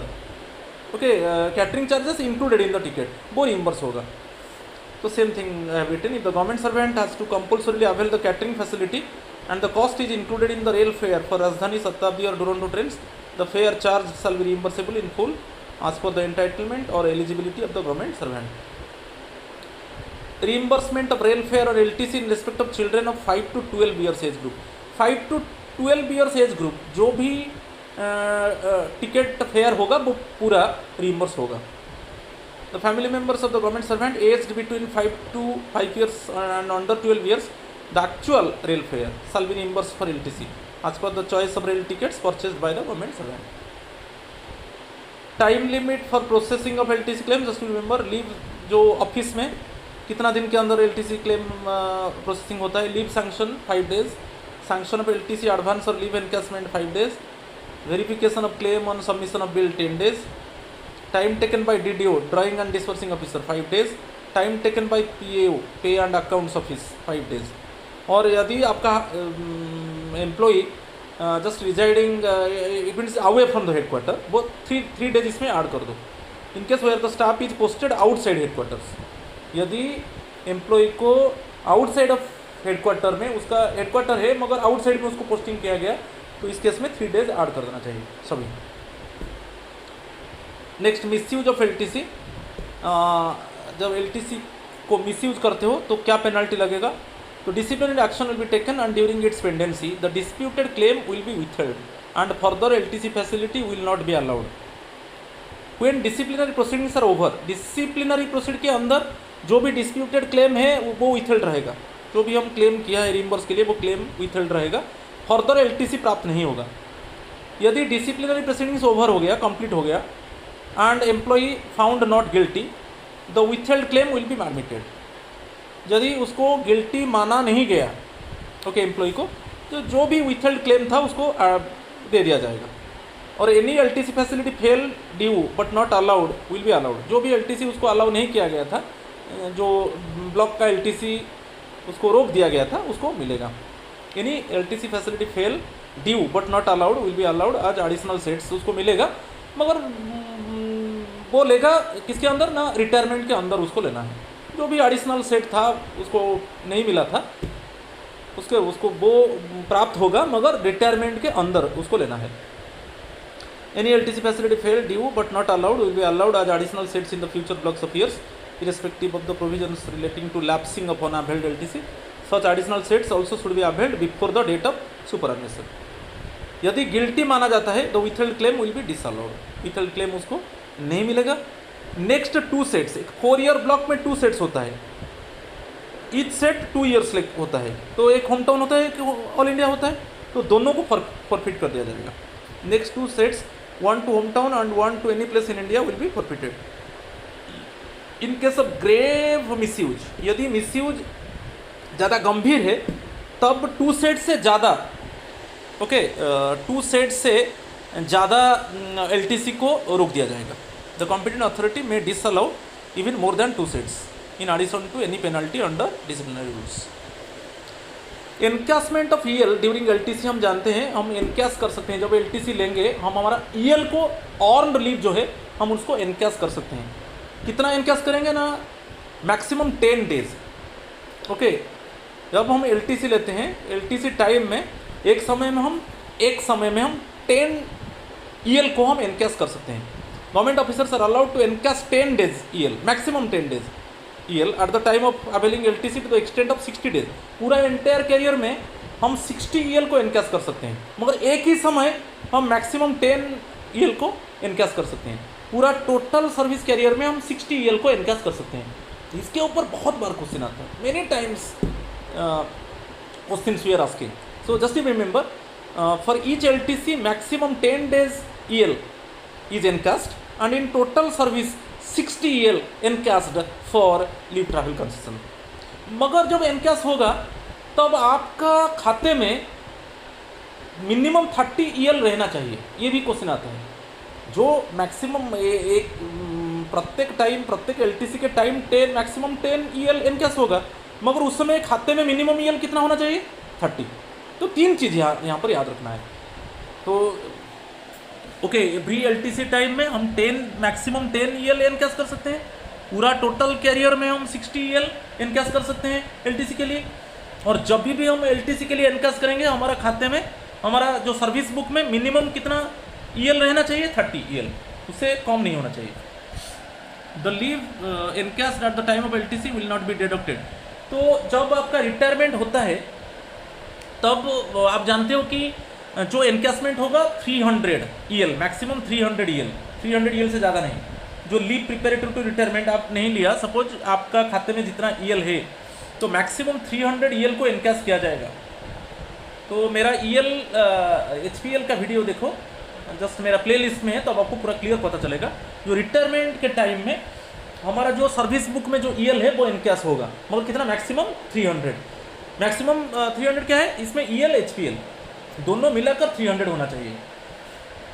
ठीक है, तो ये जो ईएल हम एनकैश करेंगे एलटीसी टाइम में, वो डेबिट वहाँ पर नहीं होगा। ओके, जब हमको 300 डेज का ईएल जो हमारा एनकैश होगा जो रिटायरमेंट टाइम में, वो उस समय डेबिट नहीं होगा। पूरा टोटल सर्विस कैरियर में हमको 60 ईएल एनकैश करेंगे हम, कब ना, एलटीसी टाइम में। It is further clarified that where both husband and wife are government servants, यदि both husband and wife government servants है और वो एलटीसी लेना चाहते हैं, तब दोनों को क्या है ना, मैक्सिमम 10 ईएल उनको दोनों को वो जो फैसिलिटी प्राप्त होगा। हस्बैंड को मैक्सिमम 10 ईएल इनकैश कर पाएगा, वाइफ भी 10 ईएल क्या इनकैश कर पाएगा, दोनों इनकैश करेंगे। It is further clarified that where both husband and wife are government servants, the present entitlement for availing LTC shall remain unchanged. An encashment of leave equal to 10 days at the time of availing of LTC will continue to be available to both, subject to a maximum 60 days each during the career. Total career में 60 days EL encash होगा LTC के लिए, और एक ही समय 10 maximum 10 EL encash होगा, तो दोनों को प्राप्त होगा, वो जो फैसिलिटी दोनों को प्राप्त होगा। The government servants governed by CCS leave rules 1972 are entitled to avail LTC may encash earned leave up to 10 days at the time of availing both types of LTC, home town anywhere in India. दोनों जो हमारा 4 year block period होता है, वो इसको divide हम कर देते हैं 2 ब्लॉक में, 2 ईयर्स ईच, तो उसमें एक होम टाउन होगा, एक ऑल इंडिया होगा, तो दोनों केस में हमको 10 डेज मैक्सिमम 10 डेज ईएल हम इनकैश कर सकते हैं। However, when the one and the same LTC is being availed of by the government servant and his family member separately in a block year, यदि separately employee family member separately LTC ले रहे हैं, तो उसके लिए जो ये employee का जो ईएल इनकैश होगा तो एक ही बार होगा, दोनों ओकेजन के लिए नहीं होगा। दोनों occasion means employee and family member separately LTC ले रहे हैं, तो दोनों टाइम में इट मीन्स जो मैक्सिमम 10 ईएल इनकैश होगा दोनों टाइम में नहीं होगा, एक ही ओकेजन में होगा। Encashment of leave would be restricted to one occasion only, ये बहुत इंपॉर्टेंट है। The government servants who are availing LTC facilities provided to their spouses employed in PSUs, corporation, autonomous bodies, etc., and who are availing privilege passes or concession tickets provided to their spouses employed in Indian Railways, National Airlines, are also entitled to leave encashment subject to conditions. Re-employed pensioner, re-employed pensioner क्या है, वो भी retirement के बाद वो फिर उसको री एम्प्लॉयमेंट किया जाता है, उसको फिर एम्प्लॉयमेंट अपॉर्चुनिटी मिलता है गवर्नमेंट में, तो वो भी एलटीसी उसको प्राप्त होगा। मगर ये जो टोटल उसको 60 डेज जो ईएल पूरा टोटल कैरियर में उसको मिलता है, तो रिटायरमेंट के बाद वो रिटायरमेंट के पहले कितना ईएल ले चुका है एलटीसी के टाइम और रिटायरमेंट के बाद दोनों मिलाकर वो वही मैक्सिमम 60 डेज होगा। रिटायरमेंट के पहले और रिटायरमेंट के बाद वो जब एलटीसी ले रहा है तब वो ईएल को ऑन लीव को इनकैश कर सकता है, मगर वही 60 डेज रहेगा। पहले retirement, before retirement, after retirement, वही टोटल 60 डेज रहेगा।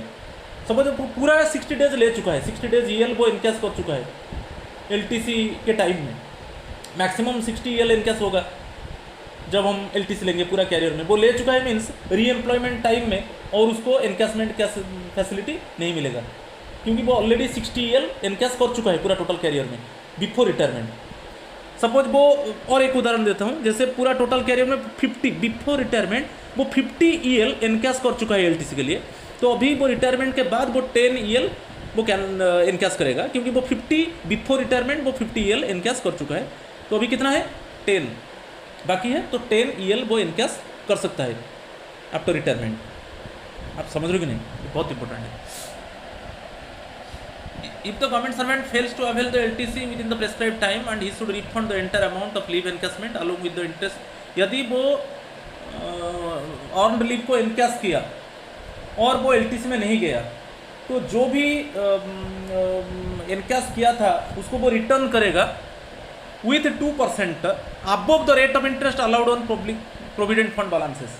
जो प्रोविडेंट फंड बैलेंस होता है उसमें जो गवर्नमेंट इंटरेस्ट रेट डिक्लेयर करता है उससे 2% ज़्यादा देगा क्योंकि वो इनकैश किया, ओके, ईएल को इनकैश किया मगर एलटीसी में नहीं गया, तब उसको वो रिटर्न करेगा, जो भी अमाउंट इनकैश किया था वो देगा प्लस इंटरेस्ट देगा, और जो इंटरेस्ट होगा वो जीपीएफ से ज़्यादा 2% होगा, ओके। एंड वो उसका जो जितना ईएल मैक्सिमम 10 ईएल एक बार क्या होगा इनकैश होगा, तो वो उसका ईएल अकाउंट से डेबिट किया गया वो फिर क्रेडिट हो जाएगा। And he is also entitled for credit back of leave so debited for encashment. The balance at credit should not be less than, मैं बोल चुका हूँ, जब भी हम एलटीसी ले रहे हैं और हम मैक्सिमम 10 एक बार जब हम एलटीसी ले रहे हैं जो फैसिलिटी है, it means maximum 10 EL must be encashed at the time of LTC and during entire career वो 60 डेज है। मगर जो 10 ईएल हम एनकैश करेंगे तब हमारा सर्विस खाते में मिनिमम 10 ईएल, हमारा सर्विस खाते में मिनिमम 30 ईएल रहना चाहिए, उससे कम नहीं होना चाहिए। समझ रहे, हम जब 10 ईएल को इनकैश कर रहे हैं मैक्सिमम 10 ईएल को, तो आपका सर्विस खाते में सर्विस बुक में कितना ईएल होना चाहिए, मिनिमम 30 ईएल होना चाहिए।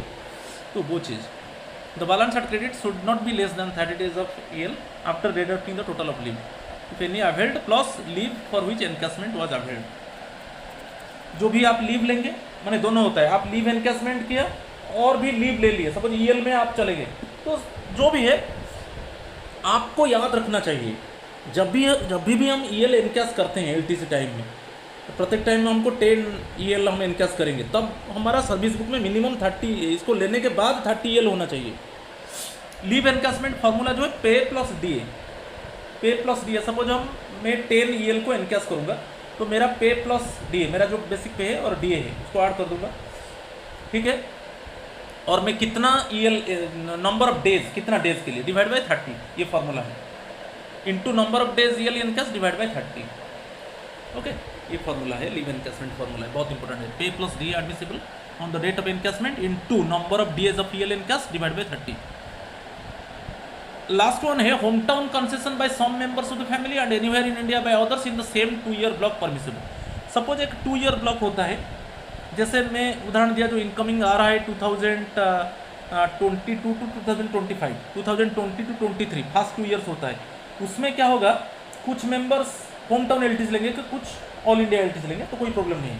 तो फैमिली मेंबर्स जैसे हमारा होता है जो 2 ब्लॉक होता है 2 ईयर्स का, इसमें हम एक होम टाउन एलटीज लेंगे तो एक हमारा ऑल इंडिया आएगा।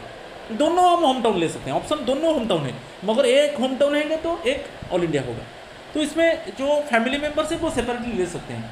कुछ फैमिली मेंबर्स होम टाउन ले लिए, उसी ब्लॉक में कुछ फैमिली मेंबर्स ऑल इंडिया लेंगे, और अदर ब्लॉक में जो family members first 2 year block में होम टाउन लिए थे वो ऑल इंडिया लेंगे, और जो family members first 2 year block में ऑल इंडिया लिए थे वो होम टाउन लेंगे। तो कोई इसमें रेस्ट्रिक्शंस नहीं है, ठीक है।